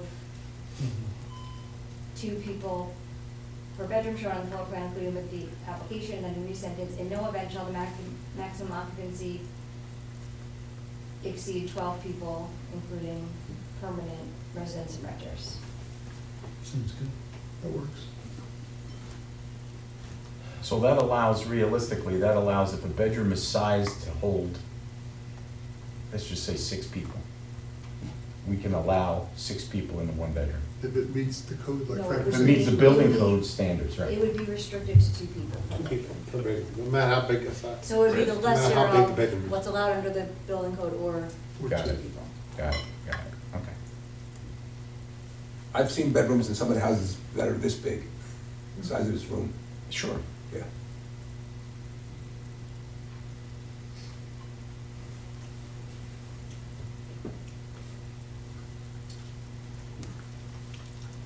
Number 16? Yeah, that's fine. Right?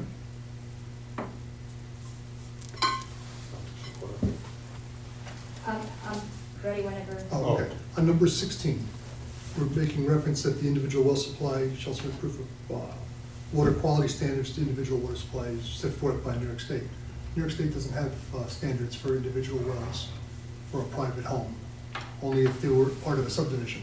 Otherwise, the only thing that's required on a private home is that they do a coliform bacteria test. Does it make a difference if it's transient? Lee, I don't know. Yeah, because there's new people every weekend. Now, well, unless you start getting into the whole definition of a regulated system, then it gets a permanent number, water operation reports, the whole bit, and that's not where they're going with this. I know it's not what. So I don't know if you could cherry pick certain things out of the regs, you know, and not enforce it, and making it enforceable. Because there's no backbone or teeth to it. No, I agree, I didn't know if there was a. Because once you get into that, you're talking motels, temporary residences, things like that, which are regulated, permitted facilities, which this would not be permitted under the county. But likewise, the water quality standards aren't so established. The standards that we typically see for a single home or something like that would be standards that come from the mortgage companies. Like if you go for a VA loan or something like that, they have a standard list of like 8 chemicals, lead, you know, things like that. But that's not a state health code. Is there a reasonable number of things they should test for? No, I think all we get now is coliform. All you're getting is coliform. I mean, there's certain tests that are very useful to have, nitrate, because you could have impacts from the septic system. You could have, well, chlorides if you have issues with road salt, you know, depending on where the well's located. Anything else like iron, manganese, hardness, those are aesthetic issues. That's not an issue health-wise. And you start getting into all the other things, like for instance, organics. If you got buried oil fuel tanks on the property or something like that, you could have leakage into the ground that could show up in a well. Private homes never test for it unless you have a failure to the surface or someone sees the oil spill. But that's something that could be checked. Well, pesticides, yeah, if you have applications, you could have that. But lead's an important one, especially for children. So we would have to actually create a list. There's no standard list. But I think we should. You know, and they would have to have it tested by a certified lab and have it on file. You know, just a baseline of what their well quality is. So we could keep Unless it- they're on public water. Why don't we just put it in the cover letter and kick it off to the town board to come up with a list of prohibited, Oh, yeah, we could bring it to their attention, say that there should be a list created as far as what a baseline well testing protocol, you know, for any homes that would elect to do this with their residents, you know. Just not something that has to be done on a regular basis. Coliform maybe more periodically, but, you know, I mean, we don't chlorinate, we don't have UV systems on wells, you know, on private residences. But there are homes that have it because they have an issue with contamination from the septic or the neighbor's septic or things like that. I would really suggest you come up with a list. Oh, thank you. That means you're gonna be probably one of the most qualified people that the town board could even Well, consult. if the town board wanted to ask me for a list, I would come up with a list. Yeah. If that's something they want to put in there. So right now it reads that the water supply must meet all state requirements, but there are no state requirements. There's no official list of state requirements. The only one right now, like I said, county code is for it. bacteria. You know, coliform bacteria is the only one. There shall not be any bacteria in the raw water. Why don't we, must be meet the standards as approved by the town, something like recognizing the fact that we expect the town to come up Yeah, well, it with. could, you know, as per the, you know. Must meet all state requirements and water As qualities. enumerated on the town's schedule of As testing enumerated by the requirements or town, something. yeah. And then it could be determined later as far as what's actually going into it.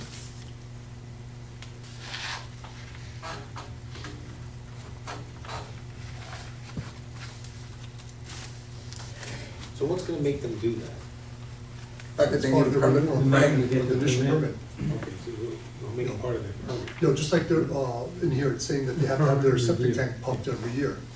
You know, that's something they're gonna have to present evidence that they did that so they can renew their permit. Okay. I'll fight. you people ask too many questions.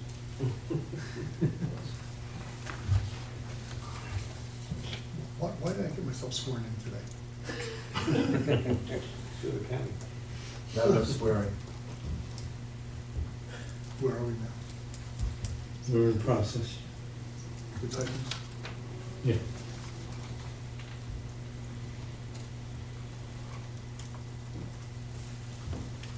I don't even like number 17. Get rid of it all. I think that should be done. Yeah, I agree. There should be a bracket. You know, no more than you're We gonna put on there. recommend no signage. You know, PD recommends no signage. You know, it's gonna be advertised online, or however they're gonna promote it. You know, why would you wanna live next door to someone that has a sign on their yard saying we're a short-term rental property? Especially. Of any size. I mean, why? Well, I think where it comes from, and we may disagree with the logic, is that that is the dimensions that a for rent sign is permitted to have in the town, like statutorily. So we may disagree. That's a temporary sign. Yeah. Yeah. Yeah, These are this is permanent, permanent this is sign. permanently mounted in your front yard or near your driveway or curb or whatever. The kinds of sign I've always seen in front of these properties are, they're like the little, 2 square feet or something. yeah, they're like 2x2 signs, and it just says, you know, the name of the website that they're posted on and their ID number. That's really all they say. And it's a permanent sign, or is it just something? No, it's usually like a one stake, you know, like those, like the election signs you see in election season, they're just like. The same thing someone would put up if they did work on your air conditioner. Correct. It would yeah. just, two little wire mesh things into the ground. But this sign's gonna stay there forever. Yeah. Yeah. And right now, of course, we're talking about 6 square feet, 2 by 3. I think the ideal answer is this should be restricted to the numbers that all of us have, should have. 1 square foot per occupant? Actually, it's 2 square feet per 100 feet of road frontage. No, I'm kidding. I think it should be restricted to the house number. Well, we're already saying the house number has to be on the house Yeah. and your code to meet Mr. Chairman, 911 I think he's saying there requirements. should be no signage. What? I think he's saying there should be no signage. Yeah, that's what I'm saying. Well, that was my position. Yeah. I think you're agreeing. It's gonna be restricted, Yeah, restricted to the number. that's it. Delete number 17. Yeah. Sean's being merciful. So if I could just go back to 16, I was going to change that to read, the water supply to the premises must meet all state requirements and such water quality standards for short-term rental units established by resolution of the town board, as may be amended from time to time by town board resolution. Individual well supply owner shall submit proof of water quality testing, meeting standards for the individual water supply wells from a reliable source such as a laboratory, home test kits are insufficient. Once Oh. short-term, You said elaborate home test kits are insufficient? yeah, So why don't we just say New York State approved New laboratory? York State approved water. Yeah, don't even talk about introducing the home kits. You're just telling them how they have to have it done, that's it, there's no option. Does it from a reliable source such as New York State? approved, Not even Or just reliable. say New York State? Just the approved? New York State approved or New York State certified lab. There's a few of them around here. Okay. From a New York State certified laboratory, once a short-term rental permit is issued, the water quality shall be tested and a report provided to the code enforcement officer at least once every 4 years. That was in reference. Good. Okay. And then number 17, did you want to take that out, or do you want to say no signage? But I would put in brackets right after the end of it, the planning board recommends that this 17 be deleted and that there be, and no signage be allowed. So do you want me to add a comment to that? That would be a no comment, yeah.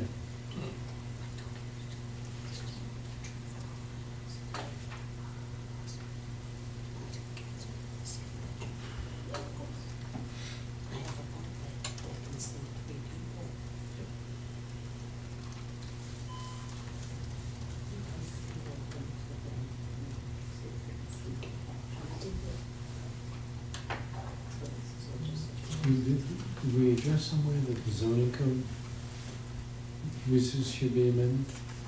At least review for consistency? The uses contemplated by this chapter? So we have the cover letter, the local law does not identify where in the town short-term rentals are permitted, I could add there. The Zoning code. zoning code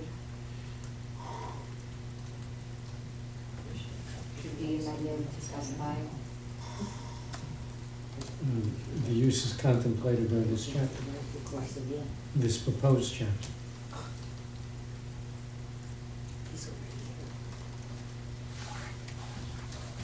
Local law does not identify where in the town short-term rentals are permitted, the zoning chapter should be amended to specify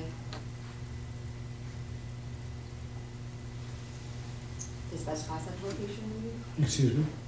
Because I'll just say the zoning code shall be amended to specify where short-term rentals are permitted. Not only where, but the uses that are contemplated by the chapter.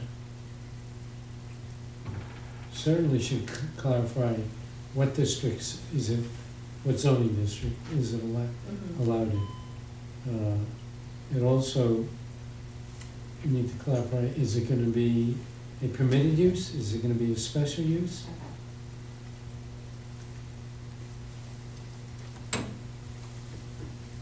Frank, just curious, the ones that we had problems with in the town, are the houses owned by companies or individuals? LLCs. LLCs, yeah. A whole other issue. What about, the zoning chapter should be amended to specify where short-term rentals are permitted and whether they are a permitted use or require site plan approval, special permit, et cetera.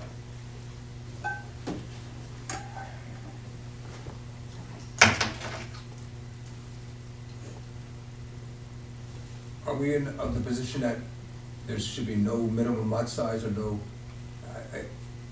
all lots are not created equal in that, but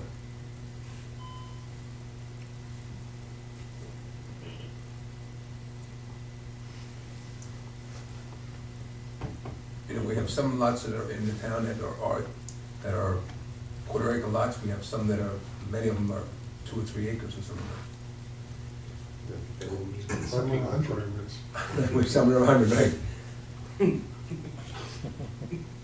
I'm gonna pay for that tomorrow, you know that.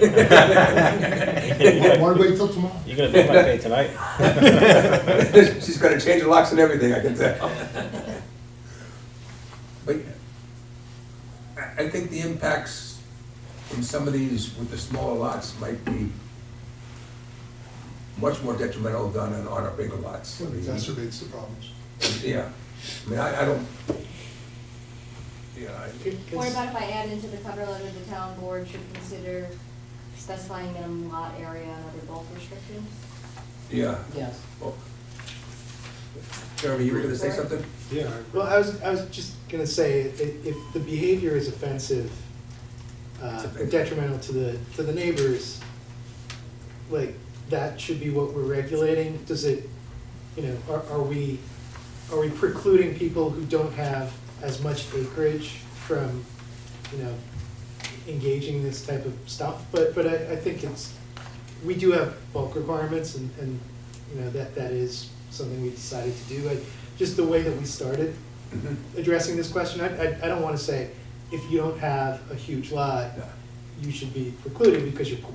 Like, that feels. No, I I agree. guess it goes back to where it is, you have bulk requirements for single-family homes, or something that's a pre-existing non-conforming single-family home. Yeah. So maybe it's just covered by that. That makes sense. We got to the right place, but I wanted to. Yeah, no, I agree with what you said.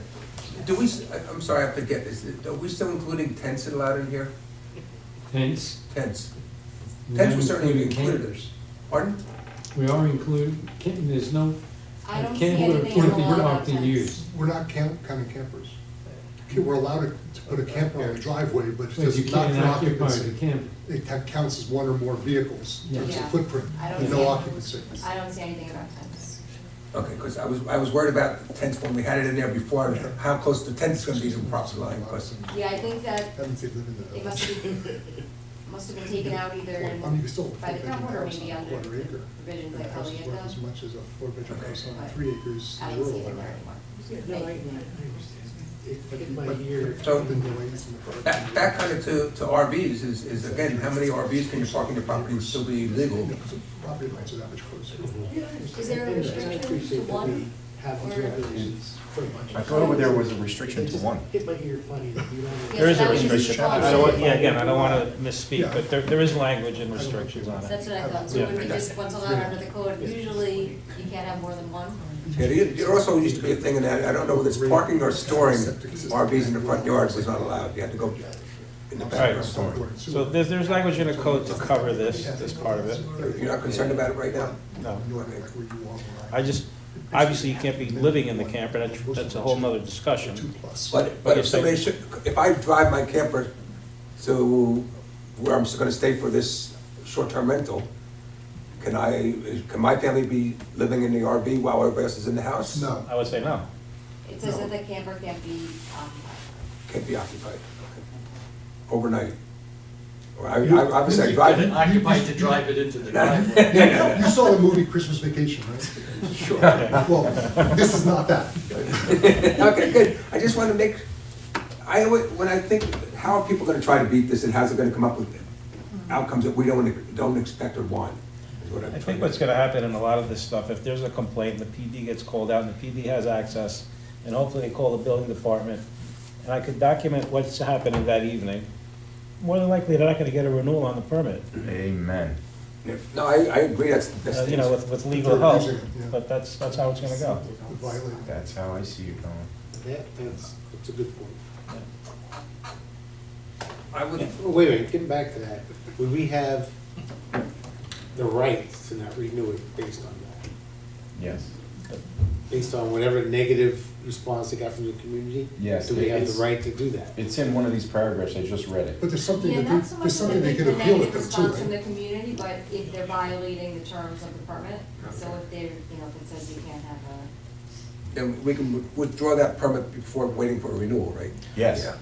It can be, it said it can be revoked. Too Yeah. much noise, they're leaving garbage in the road, blah, Right, blah, you blah. have to wait a year to- That violates, okay, they'll say, I'll fix that. Can I have my permit? And the paragraph that I read also said, and I can't find it now, but it also said that if the owner refuses to let the building inspector investigate and enter the property, that it's immediate revocation. But that's okay, but if they promise to clean up the garbage and keep the noise down, do I get my permit renewed? Yeah. Mhm. Is it one incident, or do you have to have another? I guess what I'm saying, what I'm getting at, I mean, if is that's do we have to the- wait for them for their renewal? Or can we, then you can we suspend withdraw it the or permit, revoke it. like a temporary revocation for complaint because they violated whatever? Look at section A8. You know, it could be suspended short term, it could be. What is it, 8? A8. Because it could, corrective action, if it's remedied or within 30 days of the notice from the code enforcement officer, you know, they could get it reinstated. Ashley? Yes.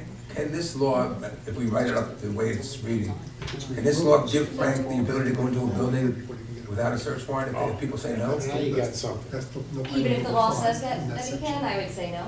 I would think so too. But I think the fact that that's in there is misleading. I think frankly, we couldn't do it either. Yeah.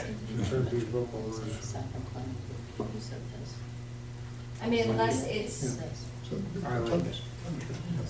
with some consent that they're signing as part of the application, perhaps.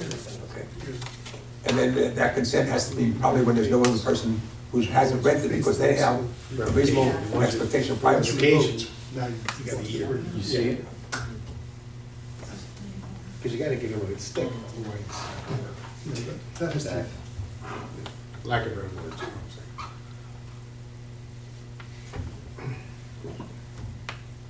I would love to see, and this is just doing this, and I'd love to see these people who rent, when you're gonna rent it, you have to send the rental agreement with the people who are gonna be there and the license plates, send it to Frank and to the police department every time. I don't expect Frank to have the ability or the manpower to check it up all the time, but at least if there's a complaint, he can look at who was there, who was supposed to have been there.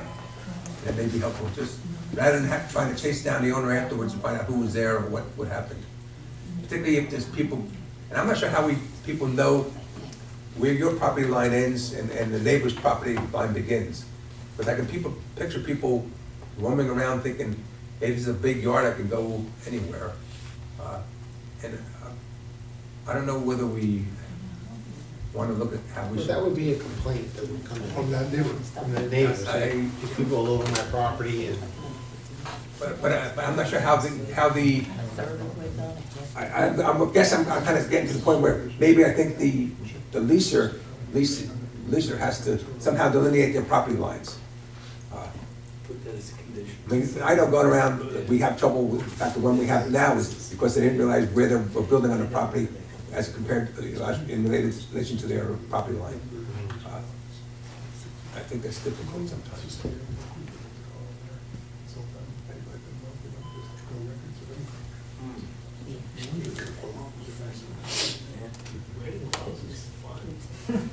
What's that? You're not writing it, you're reviewing it. And by the way, I feel they may like not they're take any of the writing suggestions, by the way. I'm sure the three people that are watching this right now are Well, the town board. I It's think actually at this only point we one. shouldn't give our comments unless they agree at first. We had a town That board it's- member that they're here, gonna he be left. included. Gloria left. No, no shot. He walked out halfway through. Are we up to He had six? enough. Where are we, Ashley? Usually everyone's been jumping You're on around. 17. Oh, you're on 17, you I were think we voting. worked out now. We're up to six, aren't we? Yes. I A6. believe so.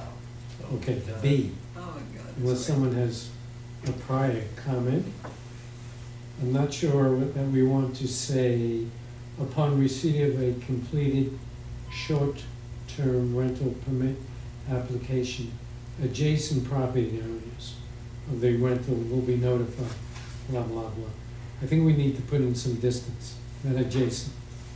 I don't know if it's 500 feet, I don't know if it's 1,000 feet, but some distance surrounding the proposed short-term rental unit. The owners of those properties within that radius of What diameter. radius Yeah. does the board? Well, Well, depends on how the- big your property is again, you know. On the next page, it talks about If you have 500 100 feet. acres, it's If different there's than new somebody that's on a construction postage or stamp. expansion, notice shall first be delivered to residences located within 500 feet.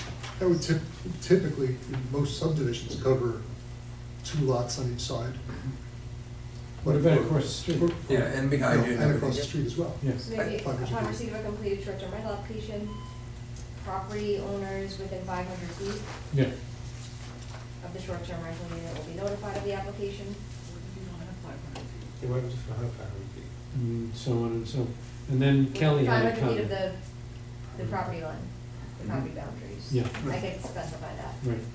Well, what if you don't have 500? No, you have to notify people 500 Everybody feet. that's If around. if there's no one within 500 feet, you don't have to worry about it. Yeah. If they're within 500 feet, Notify code yourself. says that they notify. But if they're, your nearest neighbor's 1,000 feet away, no issue.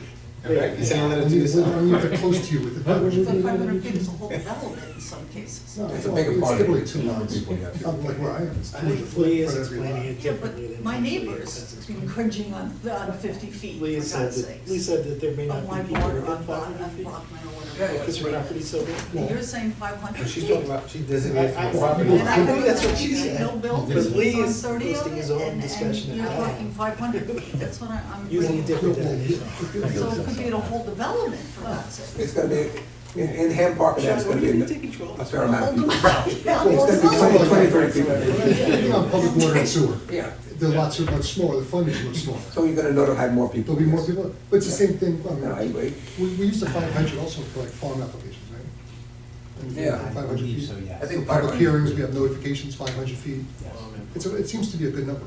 Mhm. So It's within cons- 500 it's feet of consistent. the property As the crow boundaries flies. of a short-term rental It's a consistent premises. number, I'm sorry, Yes. Within 500 feet of the The property property boundaries boundary. of a short-term rental premises? yes. All right. Or in Neil's case, 100 acres. So as part of the application submission, they should provide certified mailings to the building department initially, you think, or how do I know that they I think did that that? should be changed, right. Certified by certified mail. Just to make sure that it was addressed. Yes. So just to make sure that those adjacent. That's a one-shot deal, that's for the first permit. Are notified. Yes. Can I go home?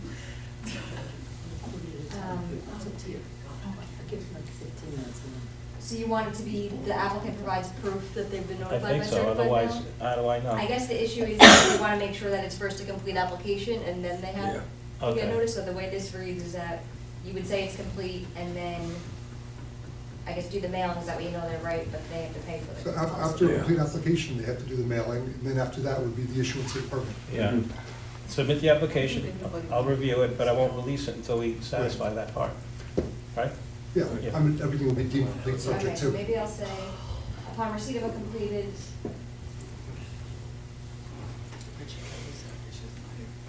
the applicant I'm sure she'd shall rather be notify property owners within Yeah, 500 certainly. feet of the property boundaries Considering how she's doing.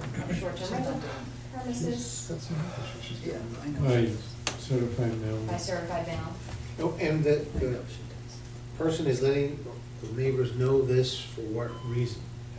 So if they have an issue, They could object, and then there's a hearing process. there's a hearing process, okay. Thank you. Which opens up another question, how long of a time period do they have to object, to this point? Again, I'm sort of playing this through. If I Yeah. wanted to Yeah. call up one of these places and book it for next weekend, there isn't enough time for any of this to take place. You're pushing that No, window out for. So we have to get the permit, right, the original This permit? is just to get the initial permit. This is not for someone renting. Right. This is to get the permit, first time around. Right. What happens if the person next door sells their home and someone else moves in? So upon receipt of complete Yeah, what short-term time do you rental have to permit leave? application, the app- Oh, boy. Well, the real estate agent would have told them that. Well, there's no sign. They should have looked it up on the computer. Yes, I can do that. We should give, what, 30 days to respond? It has to be some, yeah, Just like the county has 30 days to respond to anything we submit to the GNL. They would give them the same 30 days. If the property owner doesn't hear from them within 30 days, it's the same thing as an acceptance. Is it a response to the property owner or a response to Frank? it'll be a response to the building department if the neighbor is appealing it for whatever Okay, reason, good, I think so. right? Well, the proof of sending it out, you're gonna get that. Yeah, And then the only other thing you're gonna get would be if somebody objects. Right. But they have to object within 30 days. 30 days. Right. No, they can object beyond that. Is a party going on? or- Well, that becomes a complaint after it's already Yeah, issued. yeah, right. We're talking about to get the permit in the first place. Okay.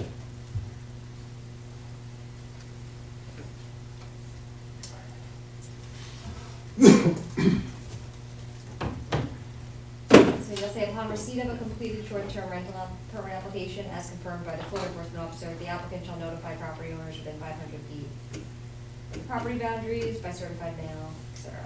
Mhm. Okay.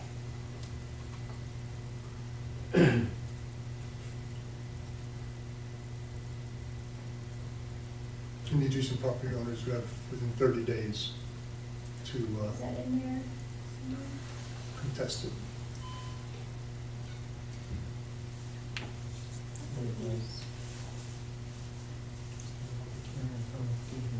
So it doesn't say the when.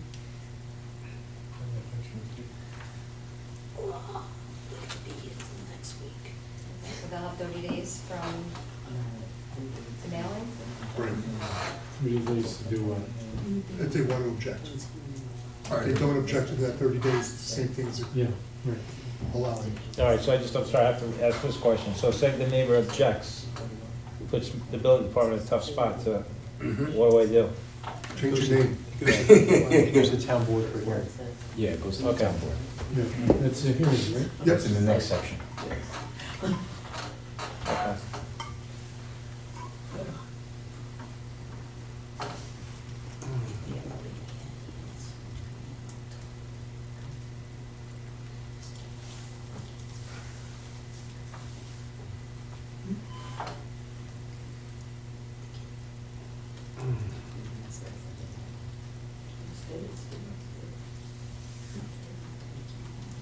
Are we on D1 yet?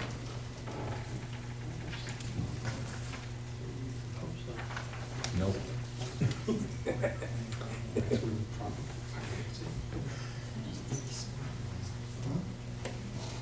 D1. 61.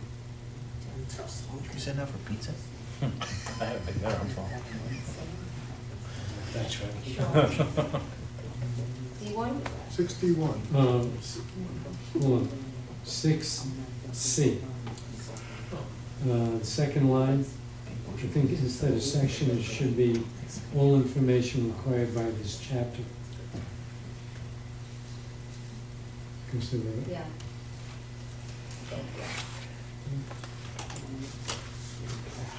And also I would put in there, after application, upon code enforcement officer's acceptance of the completed permit application, comma, and submission of all documents and information required by this section, and the permit fee, blah, blah, blah. Code enforcement officer, that's 30 days. You go and actually look, take a look, see.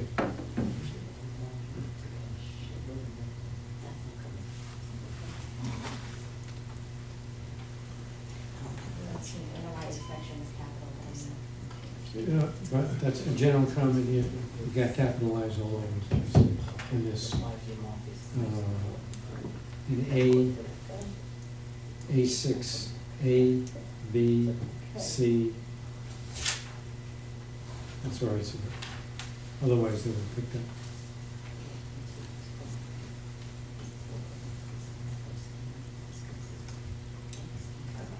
Very short agenda. Yeah, go back to your prayer, you don't get prayer. That was because of that. We're gonna get snowed in here. Where's the sign? Some areas will get scattered squalls. 5 minutes to tie this up. No?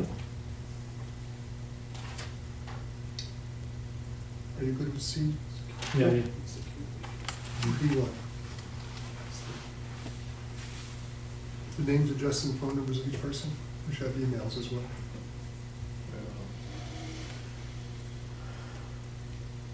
I'm sorry, which was that? T1. B1. The names, address, and phone numbers of each person or entity. Name, Should address, include emails as well. Phone number, and so. Yes.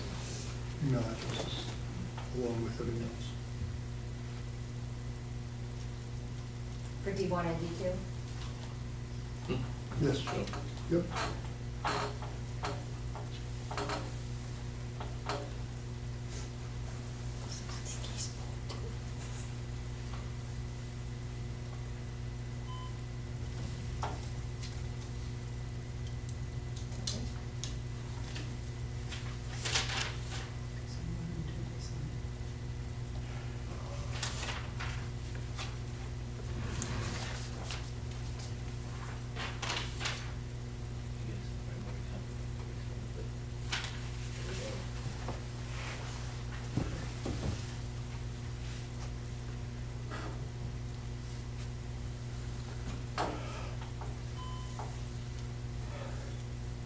We good?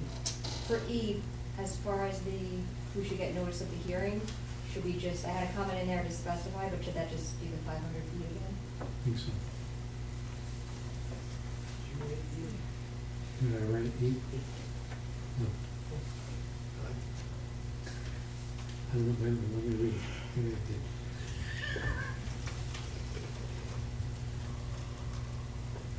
And should that also be certified, or as it's written, it says first class? I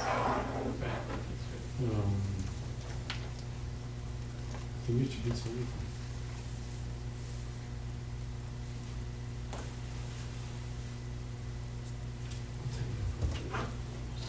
All right, anything on ADAA 7?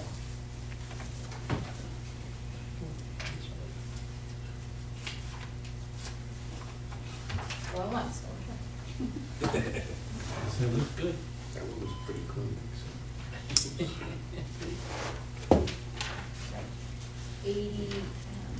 AA 8.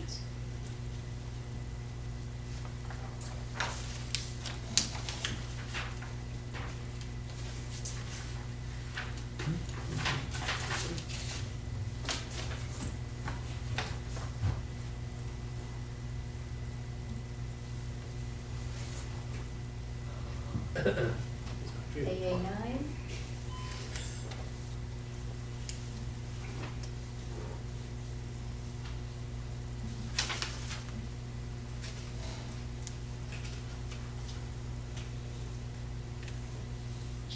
AA 10. Still on mine. You have to stipulate what that fee is? Yeah, we'd be able to. Okay, it would be okay. Really? And you could change. Anyway.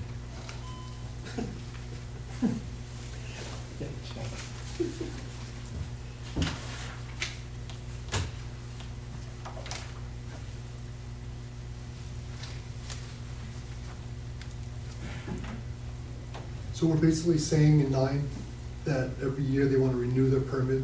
Frank's got to go out there and do an inspection of the property. That's what we're looking for, right? Not just that they had no issues or complaints. They're No, going to go out I- automatically as part of the process. That's how I read it. Okay. Hey Frank, in your guesstimation, how many of these do you think we got? Well, you could do a search on the internet, and from what I understand, there's more than we know. Let's put it that way. More than we think, like pages, Pages? yeah. Yeah. Wow.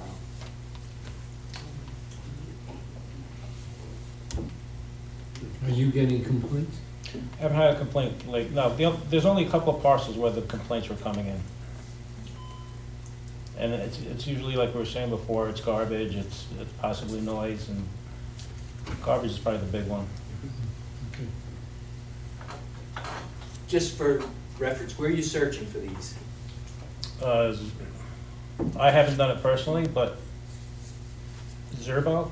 VRBO. Vacation rentals Gotcha. by owner. VRBO? V is in Vacation rentals by Victor, owner. R is in rabbit, B is in boy, O is in on. Vacation rentals by owner. Yep. It separates from the village or the You just, town? I just put in Goshen, but they give you a map and you could see the clusters of them. Last time I checked, it was over 100, when I was at the meeting with Joe Betra, when he said he was gonna ban this. I wonder if there's more in the village than there is in the town. I was curious. I think it's like a map, and you could zoom in and you could actually see the street and. Yeah, and they describe the houses, they'll tell you how many bedrooms, they'll tell you if there's a pool, it's lots of pictures. You can definitely try to figure out where it is too. They don't list the actual address until you contract with Oh, they don't give you the address until you They contract. just give you a description. But they show pools. them. Yeah, they show pictures of the bedrooms, the kitchen, the porches, everything. Those pools technically would have to go in the county's jurisdiction. You could also go in and search, For them to use. Eric, you could search Goshen pool, click, and only houses with pools come up.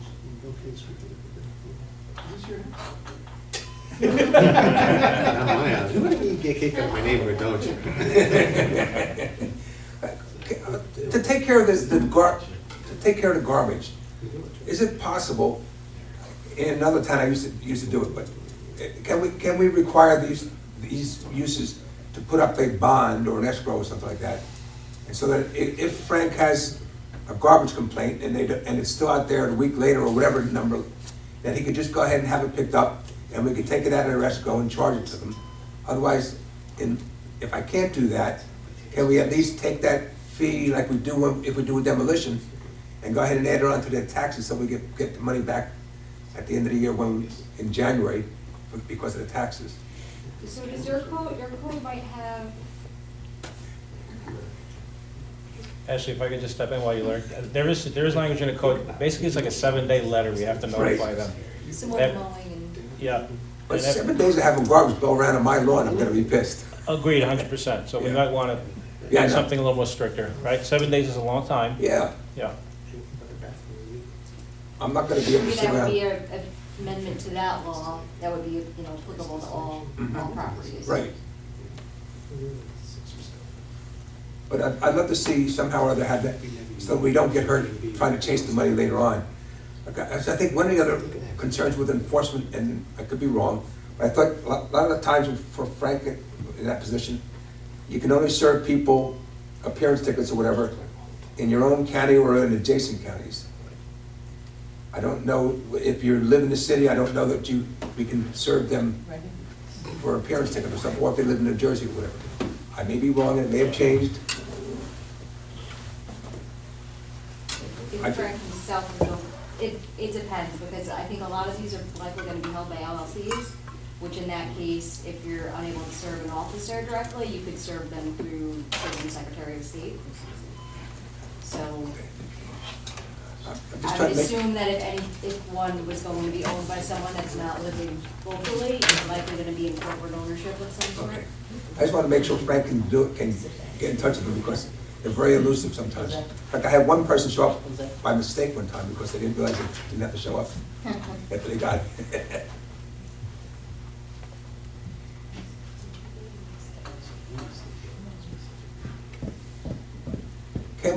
we require an escrow or a bond just to cover, To cover garbage? to cover whatever else we may have to do because we can't get in touch with them fast enough?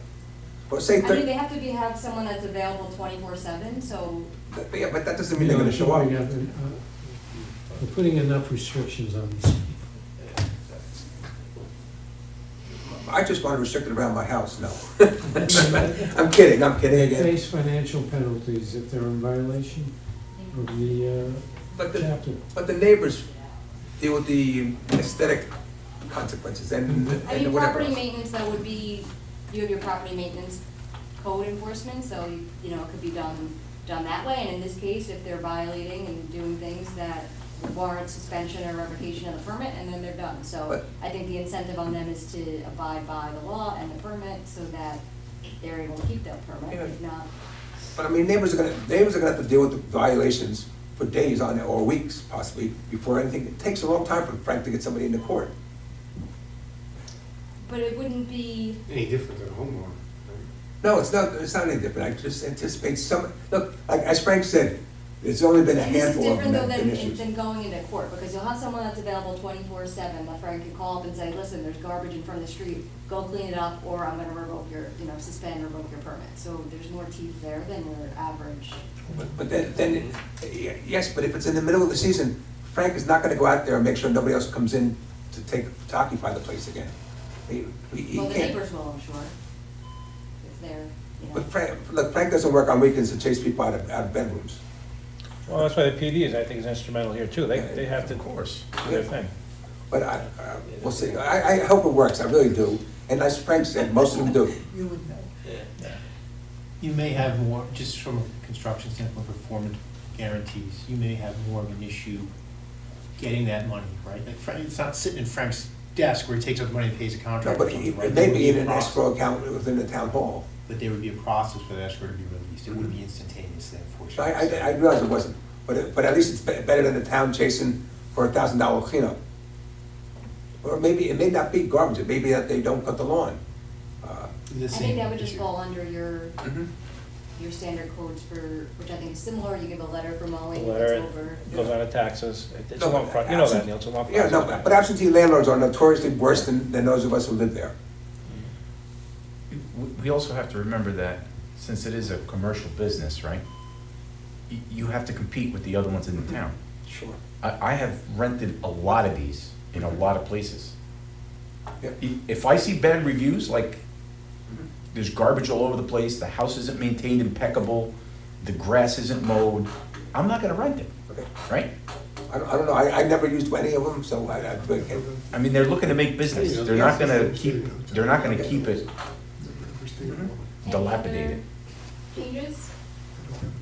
Anyone? For fear of being So just All so, right, so- harmed and just so I understand, we went through all this and the town board could just The say, whole thing. Yes, just like. I don't wanna use any of it. Correct. okay, just wanted to In make case sure. they don't, they can't. Last time we considered the, get them in. They're elected. No, I'm just saying, we're putting a good effort here, I would hope they would. Your board has thinkers definitely considered. I just wanted you to know that these are not binding comments. Yeah. Got it. It would be appropriate for the board to adopt a motion to authorize the planning board attorney to send the report and draft redline short-term rental law to the town board. could I, what's comment? Neil, you said enough.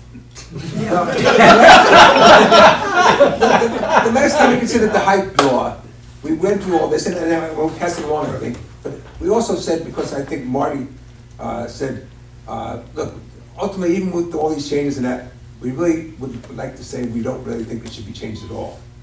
And I don't know if It we want was to take me, that I kind said of. we should leave it the way it is. Right, and I don't know whether we want to do that or not, but just basically a possibility.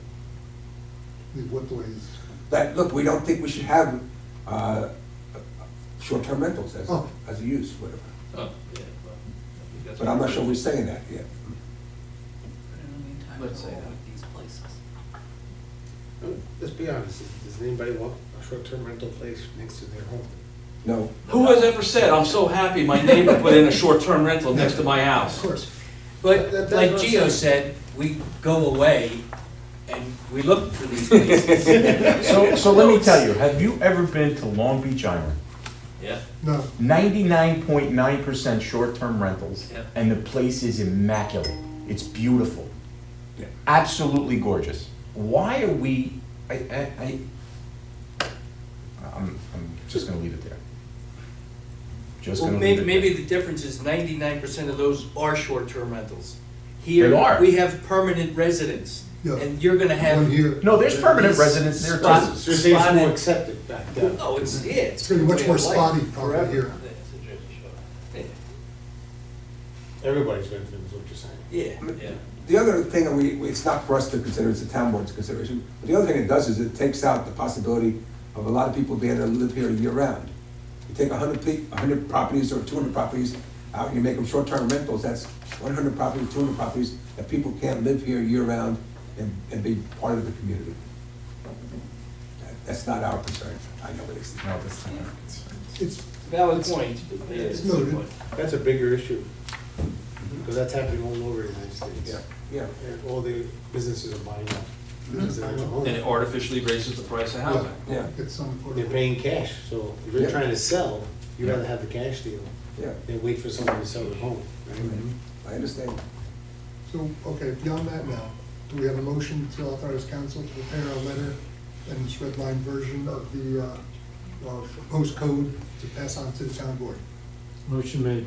Phil, second by Seamus, all in favor, say aye. Aye. Against? Okay.